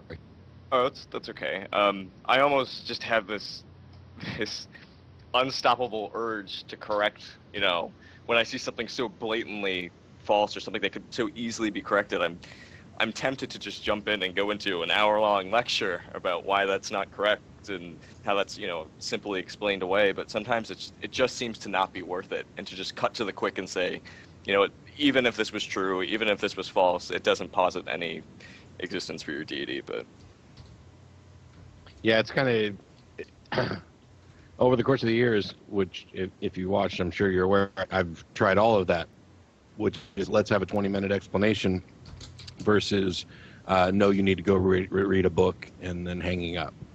Yeah, it's I can certainly understand the frustration there. And it's funny because even sometimes when you get those evolution deniers calling in, and I remember once, poor Tracy, she put it out so eloquently and simply. It took her about 20 minutes to get the guy to finally say, oh, okay, that's true. Even if I disprove evolution, it's no evidence. But he just kept going. It can be so discouraging. And I felt so awful. It reminds me, when I first started giving the lecture on the superiority of secular morality, I gave the talk. And the whole lecture, by the way, is about how you can arrive at a secular moral system, how it is superior to religious moral systems, and without even getting into all the specifics of what positions there might be. And I finished describing all of this.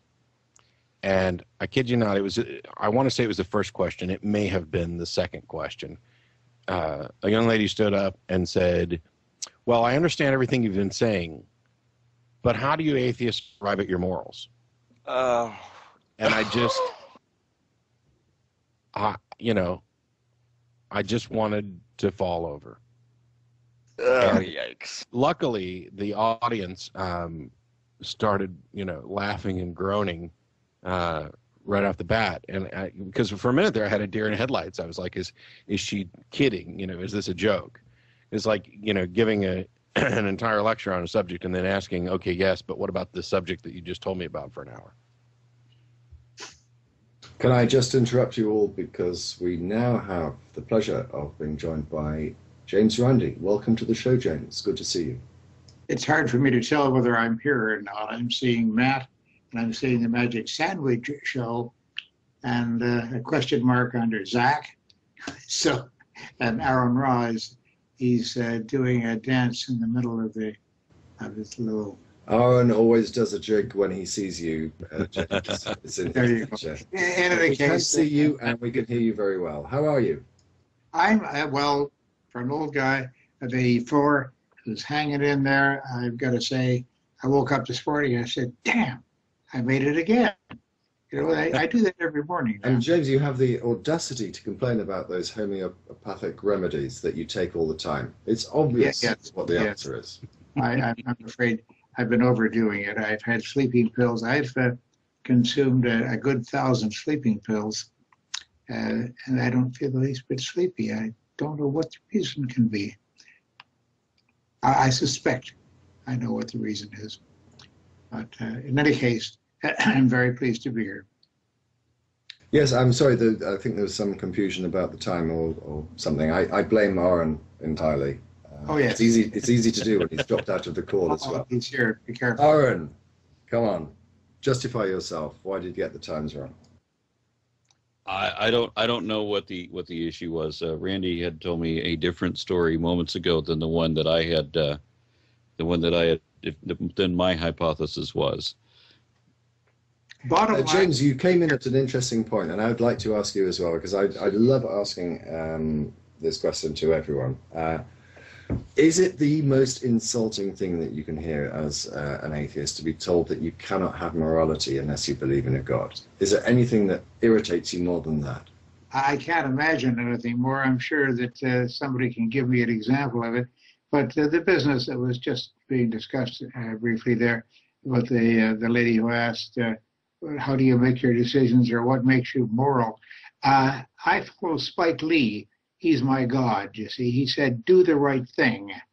And I think that's one of the greatest ideas to come out of American philosophy in a generation, perhaps. Do the right thing. Mind you, what is the right thing? That's the decision you have to make.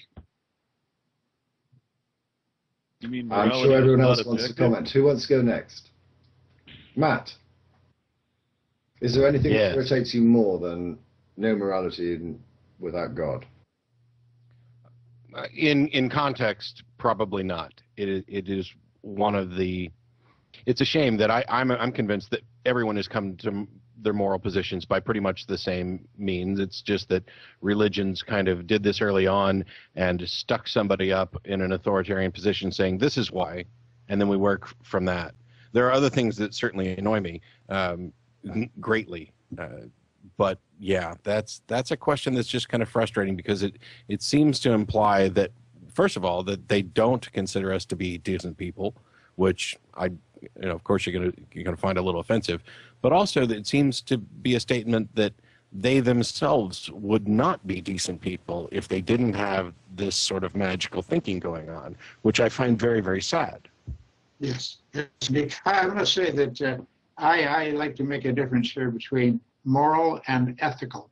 They're two different words, really, and I'm always ethical, at least I try to be as much as I possibly can, ethical in my relationships with other people and the way I pass on or accept information. But the moral thing seems to be, that has to be something that's written down in a book someplace, of which you know nothing about the authors. I mean, I have to say, James, what I find extraordinary is those that claim that they get their morality from the Bible. And you give them a moral problem and a copy of the Bible and say, okay, where's the answer? Yeah. It ain't going to come from the Bible. That would be the thing that that they asked, is there anything you hate more than not being moral, or than the idea that we can't be moral without a God? Is that the morality that they're talking about? What morality people actually exhibit clearly does not come from their God, and if it did, they would be in jail. Exactly. Oh yes, very true. Expand on that a little, Aaron. Well, I mean, let's say it's a Sunday today, right? So, according to one interpretation, although the Bible doesn't actually clarify that the Sabbath was moved from the original Friday evening through Saturday, the current interpretation in Christendom is that Sunday is the Sabbath, and you shall not work on the Sabbath. So we're supposed to go out and kill people who work on the Sabbath. We're supposed to take that into our own hands, because picking up sticks on Sunday is a sin, and murdering somebody who does this apparently is not. Well, then there's a contradiction where murdering people under any circumstances is also sinful, but we are required to murder them if they're working on Sunday, unless the Sabbath is actually Saturday night, Friday night, and Saturday morning. In which case, I don't know whether you're whether murdering somebody on a Saturday is the sin or is the crime. Don't you love the way an infallible author writes an infallible book. I've always said that God needs to sort out his communication skills. He's not expressing his message very well. If I may, I'd like to intercede something here, folks. A bit of amusement, I hope. I bought a Frigidaire, a refrigerator named Frigidaire. You know the brand. And I'm very, very pleased with it, except that it has a Sabbath setting. This is hard to believe, but when the Sabbath would come around on Friday, what would happen is the lights inside the refrigerator would not light. In the freezer, yes, because the freezer kept on going. I guess it was a sinful freezer or a non-observant one, I'm not sure. But the actual interior lights, I called for the repairman. When he came around, he gave me a mighty sigh, a huge, huge sigh, and he said, "Oh, I've been called so many times on this problem."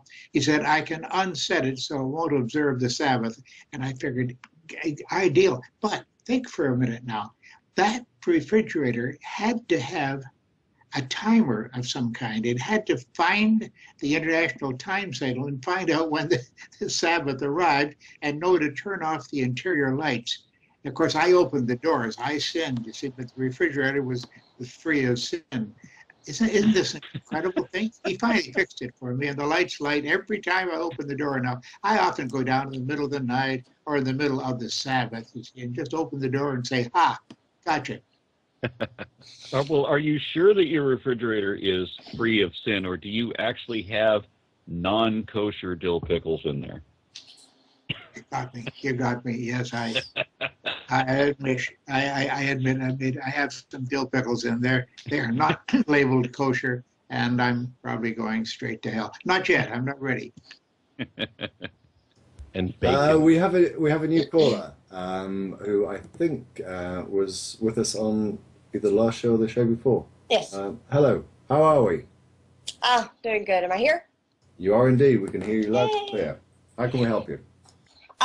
Well, one of the things, there's that whole objective morality, and I think for me what people miss is not just objective, but also it's a tribal morality, I think, is what a lot of people miss.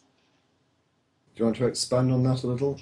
Well, kind of an armchair anthropologist, so do forgive me that I'm not quite the expert of, say, Eugenie Scott, but but what is good for the tribe? Not murdering is good for the tribe. Not, raping your sister is good for the tribe. But that is not necessarily the same as what will keep the population controlled. For instance, what is bad for population control is worshiping idols of other gods. Before we go any further, can I think we've lost everyone. Are we still here? Yes, I know I'm exactly still what's on. happened. We've used up our time limit for video, so unfortunately it's going to be audio only, I think, unless Ben in the background is going to be able to help us. But let's carry on as we are. Our guest is on video. Yeah, I'm working on it, Aaron. Let me just ask you this. Do you think there is such a thing as objective morality? Does anyone in this room consider there is such a thing as objective morality? Is it immoral for a rock to kill another rock? I'm sorry, I can't be bothered even thinking about. Exactly, that's the point. That's got nothing to do with morality. Morality has to do with the interactions of sentient beings. Rocks killing rocks, it's a meaningless nonsense. Now, if you're talking about sentient beings, the only ones we're familiar with, or the ones we're most familiar with, are human beings. Are you saying there is a objective morality in the behavior of human beings? No, absolutely not. There's not an objective. Is there anyone here or in the chat that would like to suggest that there is objective morality? None. Yes, but I'm not going to right now because it's a long discussion, and it depends on very, very specific definitions, which we may not even agree on. So it's kind of it's not something I'm going to get into this late in the show. Yeah. Do go on. Wooden toad.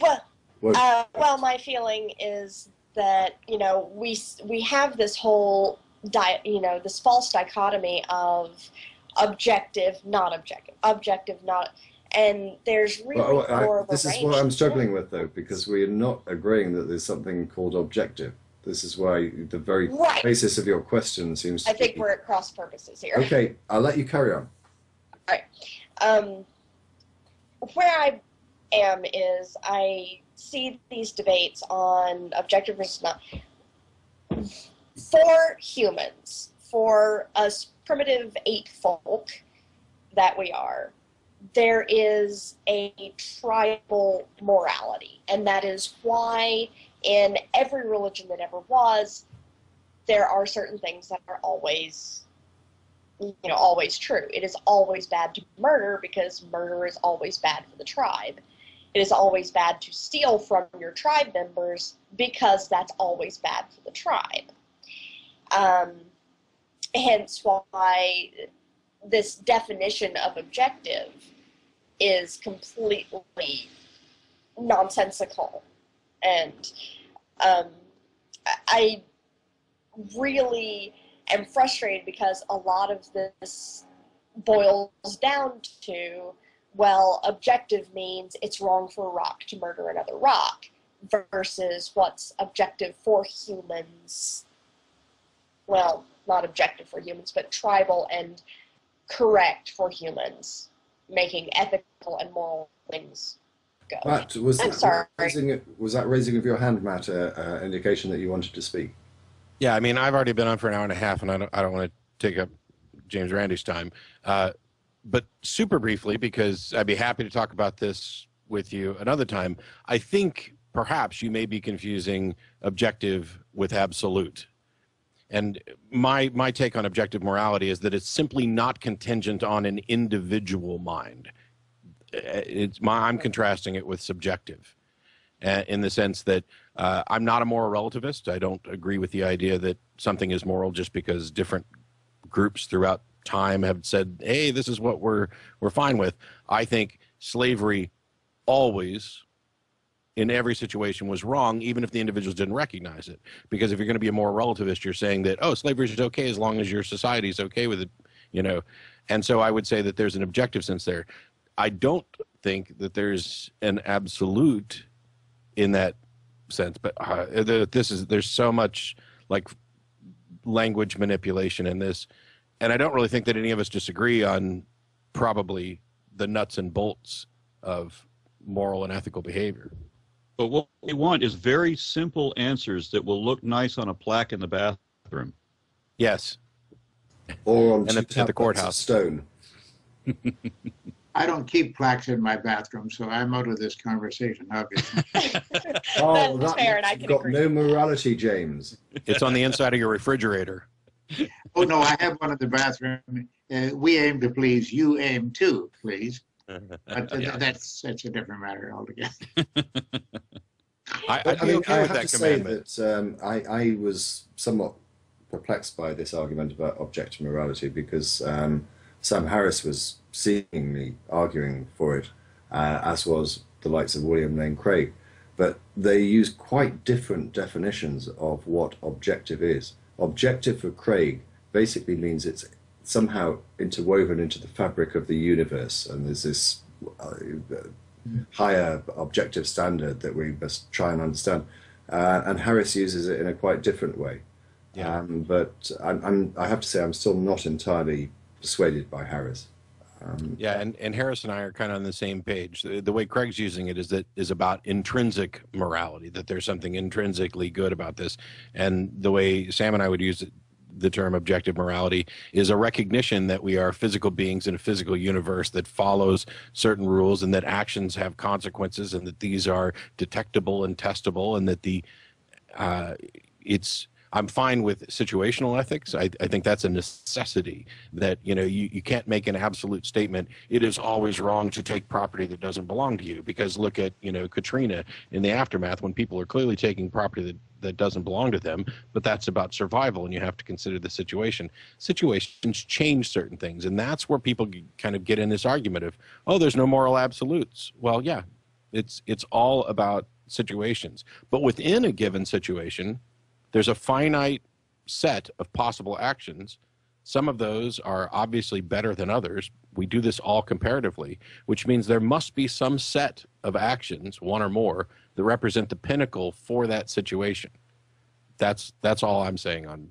Yes, I agree. I was under the misapprehension when Harris was talking about objective morality that he was trying to make it a summation of subjective morality, and that's what I always misunderstood about his argument, and I was wrong to do so. But anyway, there we go. Do you have anything else? Yes, there is one thing Sure. that drives me more crazy than where you get your morals, and that's my mother's favorite argument is, how can you be an atheist if you don't believe in anything, you don't believe in something, you'll fall for anything. And that's the one that drives me insane. James, how do you deal with that? You don't believe in a God, so you don't believe in anything. Your life is worthless. Well, I don't have a mother, and I don't have a mother-in-law, so I'm privileged in that respect, perhaps. I'm not sure. But no, I'm still a little leery about the difference between ethical and moral. I'm really pretty well convinced that most people look upon morality as something that's written down someplace, like a law or a rule of some kind. And ethical is a different thing altogether. In making an ethical decision, you have to consider all the factors about whether it's good for the whole, whether it's good for the world, let alone your own species even. And that's a far more important decision to make, and a bigger difference between the two words. I'm concerned about that. Doctors Without Borders, however, is something that I accept no matter what, because anything done for these kids in other parts of the world on behalf of Americans who contribute to the cause, and the doctors who go out there and actually do it, is okay with me. That's ethical, and it's moral, and it's good, in my estimation. I'm not going to disagree. Aaron.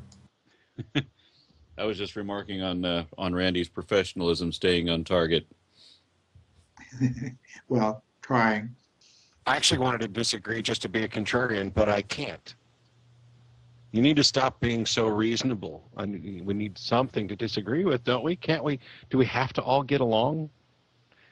Matt, I have to ask you, how do you arrange to have a beautiful maiden dressed in alpine costumes come in and present you with things every now and then?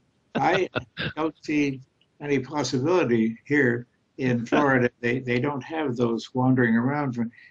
Does she just wander in and you don't know who she is? You get one when you turn in enough box tops from Swiss Miss.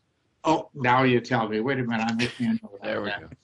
I have For some reason, my wife has decided to try on Halloween costumes in preparation for a party coming up, and I caught her in the middle of that to ask her for an iced tea, and I'm sure everybody just, what's going on at Matt's house? I should have just gone with it, I guess. Yeah, James, if I may, I'd like to ask your comments about this. I know that you're in Florida. I presume that you're very grateful to Reverend Justin Peters, who prayed at the Republican Party conference for Hurricane Isaac to divert from its direction towards Florida and just sort of like move a bit. And she appeared on public national television praising the good Lord for answering her prayers. Yes. You must be very grateful to her, surely. Oh yes, I'm very touched by her action. Because my friends in New Orleans weren't too happy about her decision and her efforts there. I don't think that would come under the term of ethical or moral, for that matter. What's his name? Robertson, Pat Robertson, remember him? Oh my good God. He also directed God to send some hurricanes up the coast towards New York City rather than coming to Florida. And I was just mildly grateful for that for the moment. And then I heard from some friends up the coast who suffered from it. So this business of prayers to the deity, who is jealous and vindictive and uncertain of himself or herself or itself, in any case, that's something I really can't handle. I can't handle people who think that way. Well, it's an absolute nonsense, isn't it? And it shows the capricious nature of her God. Did she pray for the people in New Orleans? No, of course not. Did she pray that the God, her God, all-powerful, would actually get rid of the hurricane altogether? No, of course she didn't, because she knew it would never happen. Why are people so insane that they believe this nonsense? It really frustrates me. Well, you have a lifetime of frustration, James. You have an answer to a lot of problems, but why, I don't know. They read a book, and their parents made them read the book, and they decided to believe what's in it, and that was a grave error. I'd like to ask any of the viewers that are watching now, I would like to remind them this is the last moments of the charity. So far as I know, I don't know how much longer we're going to run on, but there are a number of things that are still available on eBay. Please check the eBay links. I have a shirt up there that I have now autographed, and so with this kind of autograph, I certainly wouldn't want to go wandering around with it, so it's not going to do me any good anymore. Please pick up the shirt. Please pick up any other items of interest. And if you have any questions specific for James Randi, who's the most recent addition to the show, please direct them. I can read them out of the chat if you like. And go ahead, guys. Well, I've got one more contact request that they have not stated what the topic or gist of the question they want to ask. I'm just saying, I think at the very most, we're not going to overrun by more, well, I say overrun, we're not going to go any further than maybe 20 or 30 minutes. I have to say that I got 3 hours sleep on Friday night and I have not slept since, so I'm a little bit tired. I apologize for that. And the person that sent the contact request is not telling me what his question is, but I think that Woden Toad had another point. You can unmute your microphone now. Mr. Randi, I really am just amazed, and I think that what you do is amazing and wonderful, and I highly support it. I just want to know if you could tell us a great story about some of the craziness that you have endured of pyramid heads and gerbil worshippers and whatever. Gerbil worshippers? Gerbil worshippers? I have not heard of that. First thing that came to my mind. I apologize. I see. Well, all right. Try the second thing, please. No, I am in the middle of working on my manuscript for A Magician in the Laboratory, which will be my 10th book. And I'm finding it tough going because things are happening in the world of woo-woo out there at such a rate that I can't keep up with it. I can't keep dropping these things in, or the publisher's never going to see the book. So I'm going to have to cut it off very shortly and take no more input on it. Woo-woo is functioning very, very well. It's all over the world. It's in every culture, and it's growing by leaps and bounds. And we at the James Randi Educational Foundation, of course, are trying desperately to do what we can about that. And but I must say, I have to, oh goodness, it's after 1. It's 5, 6, 7 seconds after 1:01. And I will have to leave you very shortly. I apologize for that. But about Doctors Without Borders, that this is something to which in the past I have contributed financially. I find myself unable to do that at the moment with much more pressing and rather personal things that have to be looked after. And I regret that very much. But I'm very much in favor of the spirit and the morality, if you will, and certainly the ethical quality of the people who do contribute to this, and to the fine medical people who travel long distances to give their services.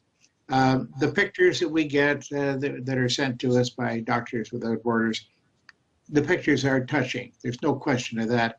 And I would like to do something personally for every one of those kids that I see in a picture. But I know it's being done. It's at the moment, as I say, it has to be done by other folks other than I. And I'm most appreciative of that.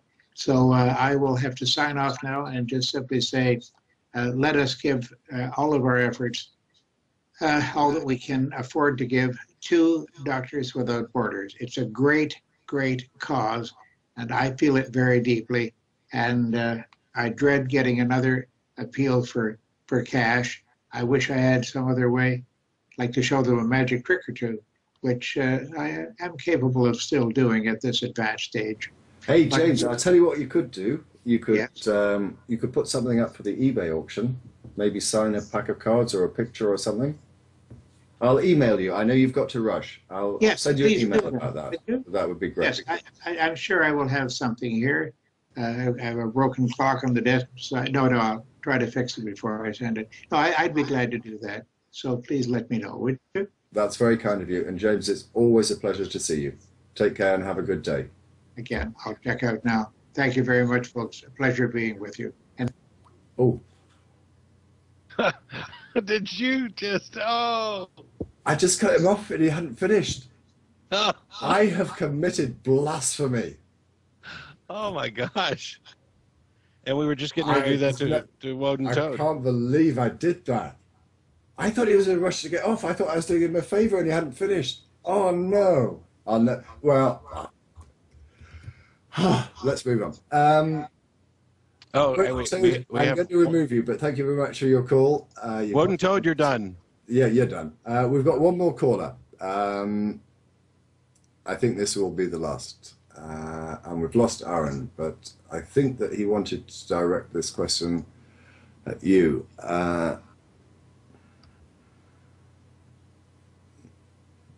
Okay, let me just find him.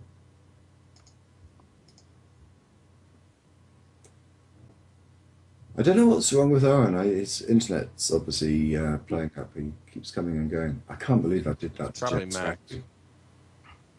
Max is probably mad and disconnecting cables. Yeah, I mean, that's pretty cool. You hung right up on James Randi. It's like, screw you, you know? Hey, thanks so much for coming on the charity thing. Stop it, Matt. Stop it. I feel bad enough as it is. Oh, dear. Welcome to the show, Robert. Hello. Thanks very much for having me. Just wanted to say I have enjoyed the show thus far, what I've been able to see of it. I have two very quick questions for Matt Dillahunty. Matt, I'd like to know, what would you say, for example, if I were to say, simply put, I disagree with you on any one element of objective morality. For instance, you say murder's wrong, I say it's right. What follows from that? How do you respond? We'd have to discuss, well, first of all, the rather simplistic statement, murder is wrong. I think we include in the definition of murder the type of situational appeals that I'm talking about.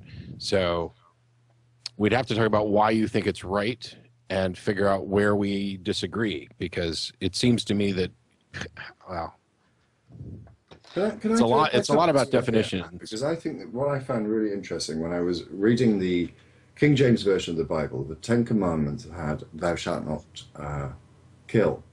The New International Version, which I think is the one that you studied most closely, said "Thou shalt not murder." And the way I would look at it is the difference between killing and murder is one is accepted by society and one is not. Well, yeah, I would say situations that, in which you can kill someone, perhaps in self-defense.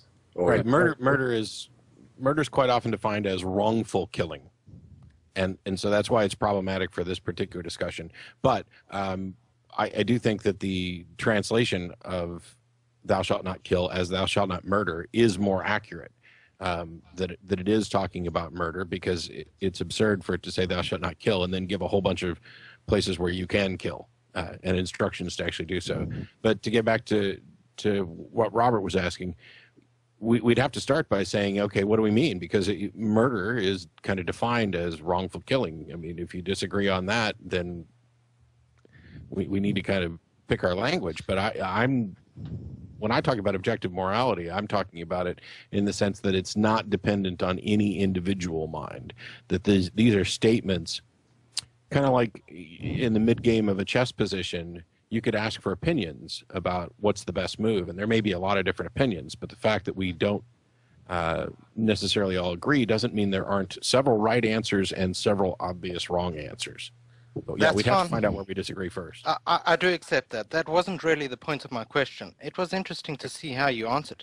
But the actual point of my question is, or to rephrase it into this, is how do you derive at what you decide is objectively right or objectively wrong in any given situation? And the thing that I note most about your answer to my initial question is, well, it's murder, it's wrong. What standards do you employ? One might say within any given scientific field, there's standards you employ, you test, measurement, observation, the same kind of conclusion over and over again. What method do you use to actually discern what is objectively wrong in any given situation? And going back to murder. Well, I try to use the magic 8-ball. I don't follow that one. Yeah, there's a reference that probably won't be good. I think, once again, morality to me is about the well-being of thinking beings. And we can evaluate well-being, which isn't well-defined, by the way. But I like Sam Harris's comparison to health, because health isn't necessarily well-defined. We don't necessarily know everything about what it means to be healthy, and that may change in different situations and for different people. For example, for people allergic to peanuts, obviously peanuts are not healthy, but for other people they may be. And the fact that we don't know everything about morality doesn't mean we can't know anything. And my position isn't that I have the specific answers to every situation, but that the process of evaluating these things within a situation is to first gather as much information as we can, and then talk about the impact of actions. And those actions, for example, we begin with very simple things that you just accept axiomatically. You don't keep it that way, but you begin with those things. Like, life is generally preferable to death. Being alive is generally preferable to not being alive. Health is generally preferable to sickness. You start with those simple things. They're going to conflict. For example, death may be preferable to life when health falls off to the point where I'm miserable and my quality of life has declined. So these positions aren't absolutes in that, oh yes, life is always preferable to death, but they're foundational things that you build on. And you don't just have to say, okay, we're accepting these simply as axioms. We're all going to agree life is generally preferable to death as an axiom.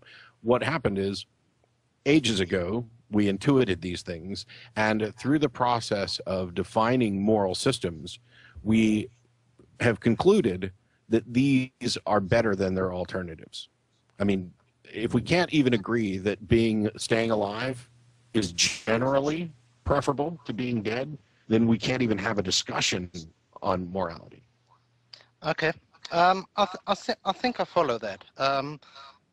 Based on what you said, it appears to me, and correct me if I'm incorrect, but it appears to me that, fine, there seems to be an objective end to what you'd call objective morality. That is to say, it is to, I don't want to misquote you because I don't remember your exact words, but that's fine. If I do, you can simply correct me. And it was something along the lines of for the benefit and well-being of humanity or society, or even individuals. But would you accept that that in itself is a subjective judgment? The pursuit of doing that, and then that seems to me the first thing. So, despite the fact that you're saying it's objective, it still starts from a point of subjectivity. Over and above that, I see one other issue. I have to say, Robert, I don't think that's what he's saying. And if I'm wrong, I'm sorry. Well, if Matt is using Sam Harris's argument, then that's not what Harris is saying either. Matt, I don't want to speak for you. I don't think. Well, that's I'm not entirely using. I mean, Sam and I don't necessarily agree on everything, and my sole takes on this. When I say objective versus subjective, I'm talking about that the value, the conclusions are not contingent on any individual opinion. They're still always subjective in the context that we're talking. If you could look at like humanity as a human mind making decisions about the things that affect them, in that context, it is subjective. But in the context of an individual or a group, I don't see that as subjective. And it's like the go-to example that I've used many times is slavery. It's true that there are plenty of societies that had no problem at all with slavery. They considered it, they did not consider it to be immoral. And you could make the argument, as moral relativists do, that they're saying, hey, this is our society and this is what we think about this, makes it so. I reject that. My position is that they were wrong, that slavery was in fact immoral. They just didn't have the moral skill to recognize it. And it would have been really easy for them to do so if they'd have started by talking to the enslaved, who I'm sure disagreed on whether or not that was moral. But the way we find out is by evaluating what's the impact of this. And that there's certain things. Is it better for the individual? Is it better for the group? There's lots of complex ways to weigh all these things. I don't pretend to have all the answers. I don't think anybody else does either. But I think these are things that we can and do assess. I think this is how we all got to the moral positions we have, even when we disagree. I don't disagree with any of that, and it seems to me very sensible. It is perhaps a way that we think. We do seem to assess in that way, although we won't perhaps calculate it out or term it in the same ways. But over and above that, it somehow seems to miss the point that I was trying to make. And the idea of good for society in itself is a subjective issue. Not everyone will want to act within what is good for society. So when you say, okay, you've got a set of objective morals up to this objective, you need to understand, at least so far as I can see, it still comes from a subjective basis, i.e. that you want to improve society or whatever it is, something to that extent. So what do you do when you come to terms with someone who does not share the very fundamental base value in this, what thereon follows as an objective argument? Okay, what I just hang on, I want to make sure I don't miss this. What I just heard you say was that not everybody's going to want to act for what is good for society, but are we in agreement that what actually is good for society is not subjective and not contingent on that? Okay, so how do you deal with the people who don't want to act for what is good? There is no easy answer to this, and what I've tried to do when I talk about this is say, this is a bit of a MacGuffin, and what I mean by that is that this is a question that doesn't necessarily have an answer and doesn't necessarily have an easy answer. And when Christians and theists come at me and say, your secular moral system has no way of resolving this conflict, you're free to say that, we may agree on what's best for society, but these individuals don't have any interest in acting in the best interest of society. How do you solve that? Well, I don't necessarily know, but I do know this. No other moral system has any way of solving that either, which is why religions who assert this dogmatic, authoritarian moral code, they don't resolve anything. My religion says that this is moral and your religion says it's immoral. How do we resolve that? Well, we go to war. I would say that the way we as secular individuals resolve it is by the application of reason and evidence. And if somebody is not moved by reason and evidence, then they have divorced themselves from the discussion. They have demonstrated that they, if you're not interested at all in improving society and working in the well-being of society and cooperating in society, I think you've removed yourself from society. I think we built societies by saying, hey, I'd rather not be killed and you'd rather not be killed, so let's get together and say that as a society, we've recognized that there's real value in this, and we will work together to make sure that the people who don't agree with this aren't part of this society. If that includes, imprisoning individuals who violate those rules, that's something. There's not a one answer fits all. Okay. It answers my question quite aptly. One last thing then, Matt, if I may, because I'm sure you all want to get on, and DPR's half dead there already. I'm kidding.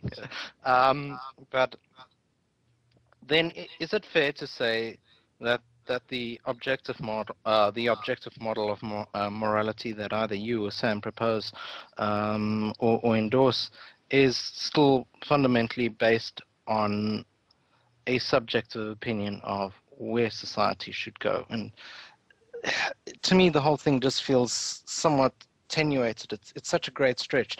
It's okay, it's objective, but it's based upon a subjective premise. And I suppose it's poor for me to say that, because the same thing applies to anything. It can apply to laws. It can apply to, our understanding of the universe. It's subjective. It's our understanding of things. Maybe it's a little weak on my part. I don't know. No, I don't know that. These are big ass questions that are we haven't come anywhere near completely resolving. I'd like to jump in on that. Sam's take is that morality necessarily deals with well-being. I agree. I think if the word morality is going to mean anything, it needs to mean that. And if we can't get people to agree on that, well, then we've got a different issue to sort out before we can actually have those discussions. Is it based on something subjective? It depends on the definition of subjective. And like I was saying before, if you're looking at, I don't view it as subjective because I don't think it's contingent on any one mind. It doesn't matter whether the rules of chess are entirely arbitrary or if you've changed them or if you're using house rules. When you ask people what's the best move in the middle, they're offering their individual subjective opinions. But our ability to assess those opinions with respect to the rules of the game is not subjective. That can be done without any appeal to the individual. Now, I think what you're asking kind of is this the game we should be playing? Maybe instead of chess, we should be playing checkers. That is also where we get to the definition of morality being about well-being. If we can't agree on that, we have to kind of go back and say, okay, what game are we playing then? Because I think for morality to mean anything, it has to relate to well-being. But all right, I could be wrong, and there's reason and evidence that'll get me there. Go ahead, Aaron. I was just going to say that there are 2 points, or 3 actually. One, the very people that argue for objective morality have many times told me that an opinion cannot be wrong. And yet, when it comes to matters like slavery, it really is apparently an opinion that is wrong, or that certainly can be. So they're arguing 2 different sides of the same coin. As a matter of population mechanics, Matt mentioned imprisoning people that exhibit sociopathic behavior. And when I was talking about society and trying to explain these kind of behaviors and how how sociopaths and people who are not supportive of the collective whole manage to remove themselves over time from the collective gene pool, I was talking about, I kept saying the word society, but society is a subset of the entire species, and I was really talking about the whole of the human condition, the entire human species, what we would universally accept as opposed to what certain subsets want to deviate from, where the variable opinions may lie. And with that, I'm done. I'm going to have to bow out of the conversation as I Well, have other. before you do, I'm going to finish with a treat. Robert, thank you very much indeed for your call. But I couldn't leave, I couldn't finish without Kirk coming in and giving us a little ditty that you may be familiar with. Please bear with us whilst Kirk sees us out. Kirk. All right, sorry, I was having some. Oh. I was having some audio difficulties. Sorry. Oh no! Can I take the opportunity whilst Kirk's sorting out his audio difficulties? It's been 24 hours. It's been more. It's been 26 hours. Again, thank you very much, Matt, for over only 2.5 hours, only an hour and a half extra this year, which isn't too bad. Can I thank everyone that's been involved? There are too many people to name, and I'm not going to select anyone individually at the moment, save perhaps for 3 people.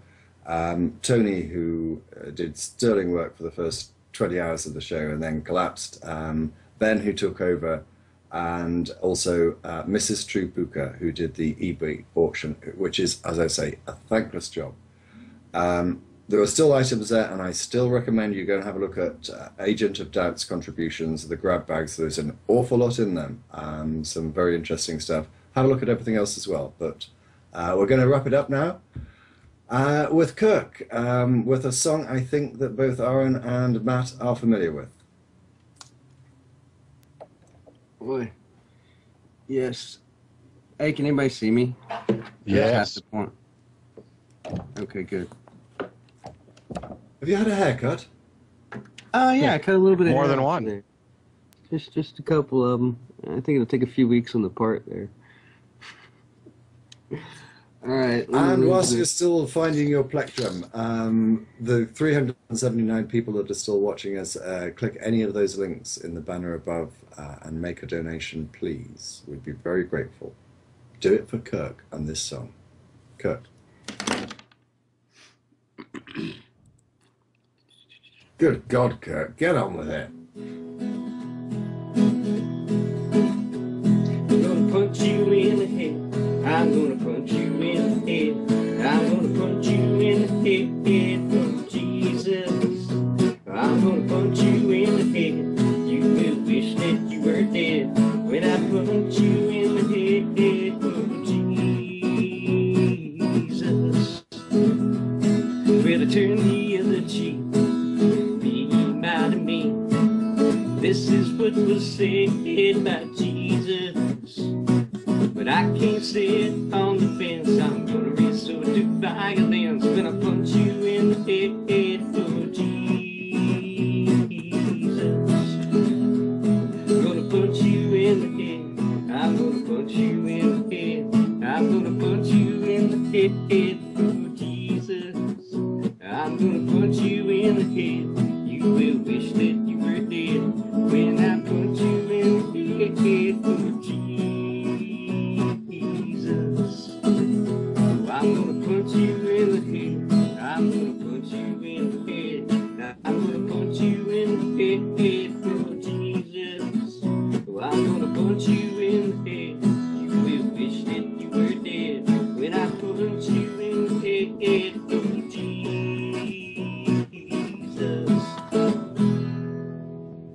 On that bombshell, thank you all very much indeed. Ben, do you want to wrap it up for us? Thank you. Good night, Blog TV. We love you. I have a horrible feeling that Ben's fallen asleep and this show is going to just carry on. Well, thanks for having me. Go give lots of money. Matt, thank you very much indeed. I won't see you this evening because you're not on the show, are you? I am on the show. That's Oh, what I'm good. getting ready I'll to go see do you now. later on this evening. You bet. Well, aren't you going to be asleep? It'll be. I'll be watching it in bed. I can assure you of that. That's always the best way to watch me. On that bombshell, Ben, are you going to stop the show? Right, We're never good going to night, be able to guys. stop the show. Oh, I don't know what to do actually. If he's fallen asleep, I don't know how we stop it. Okay, I guess. CS, DPR should just Randy everyone. Yeah, but then I'm still left on. Ben, wake up. You did 26 hours. You can do a few more. I did more than that. I was up at 10 o'clock in the morning on Saturday. It's a lot longer than that. I think I've got Ben's number. Yeah. Good Still luck. I'm so tired, I can't remember what his name is. Tony, phone up Ben. Get Ben to stop the bloody show. I All right, I told gotta you put to this blow thing the up. bloody doors off. All right, good night, boys. Oh, you're just going to leave me on my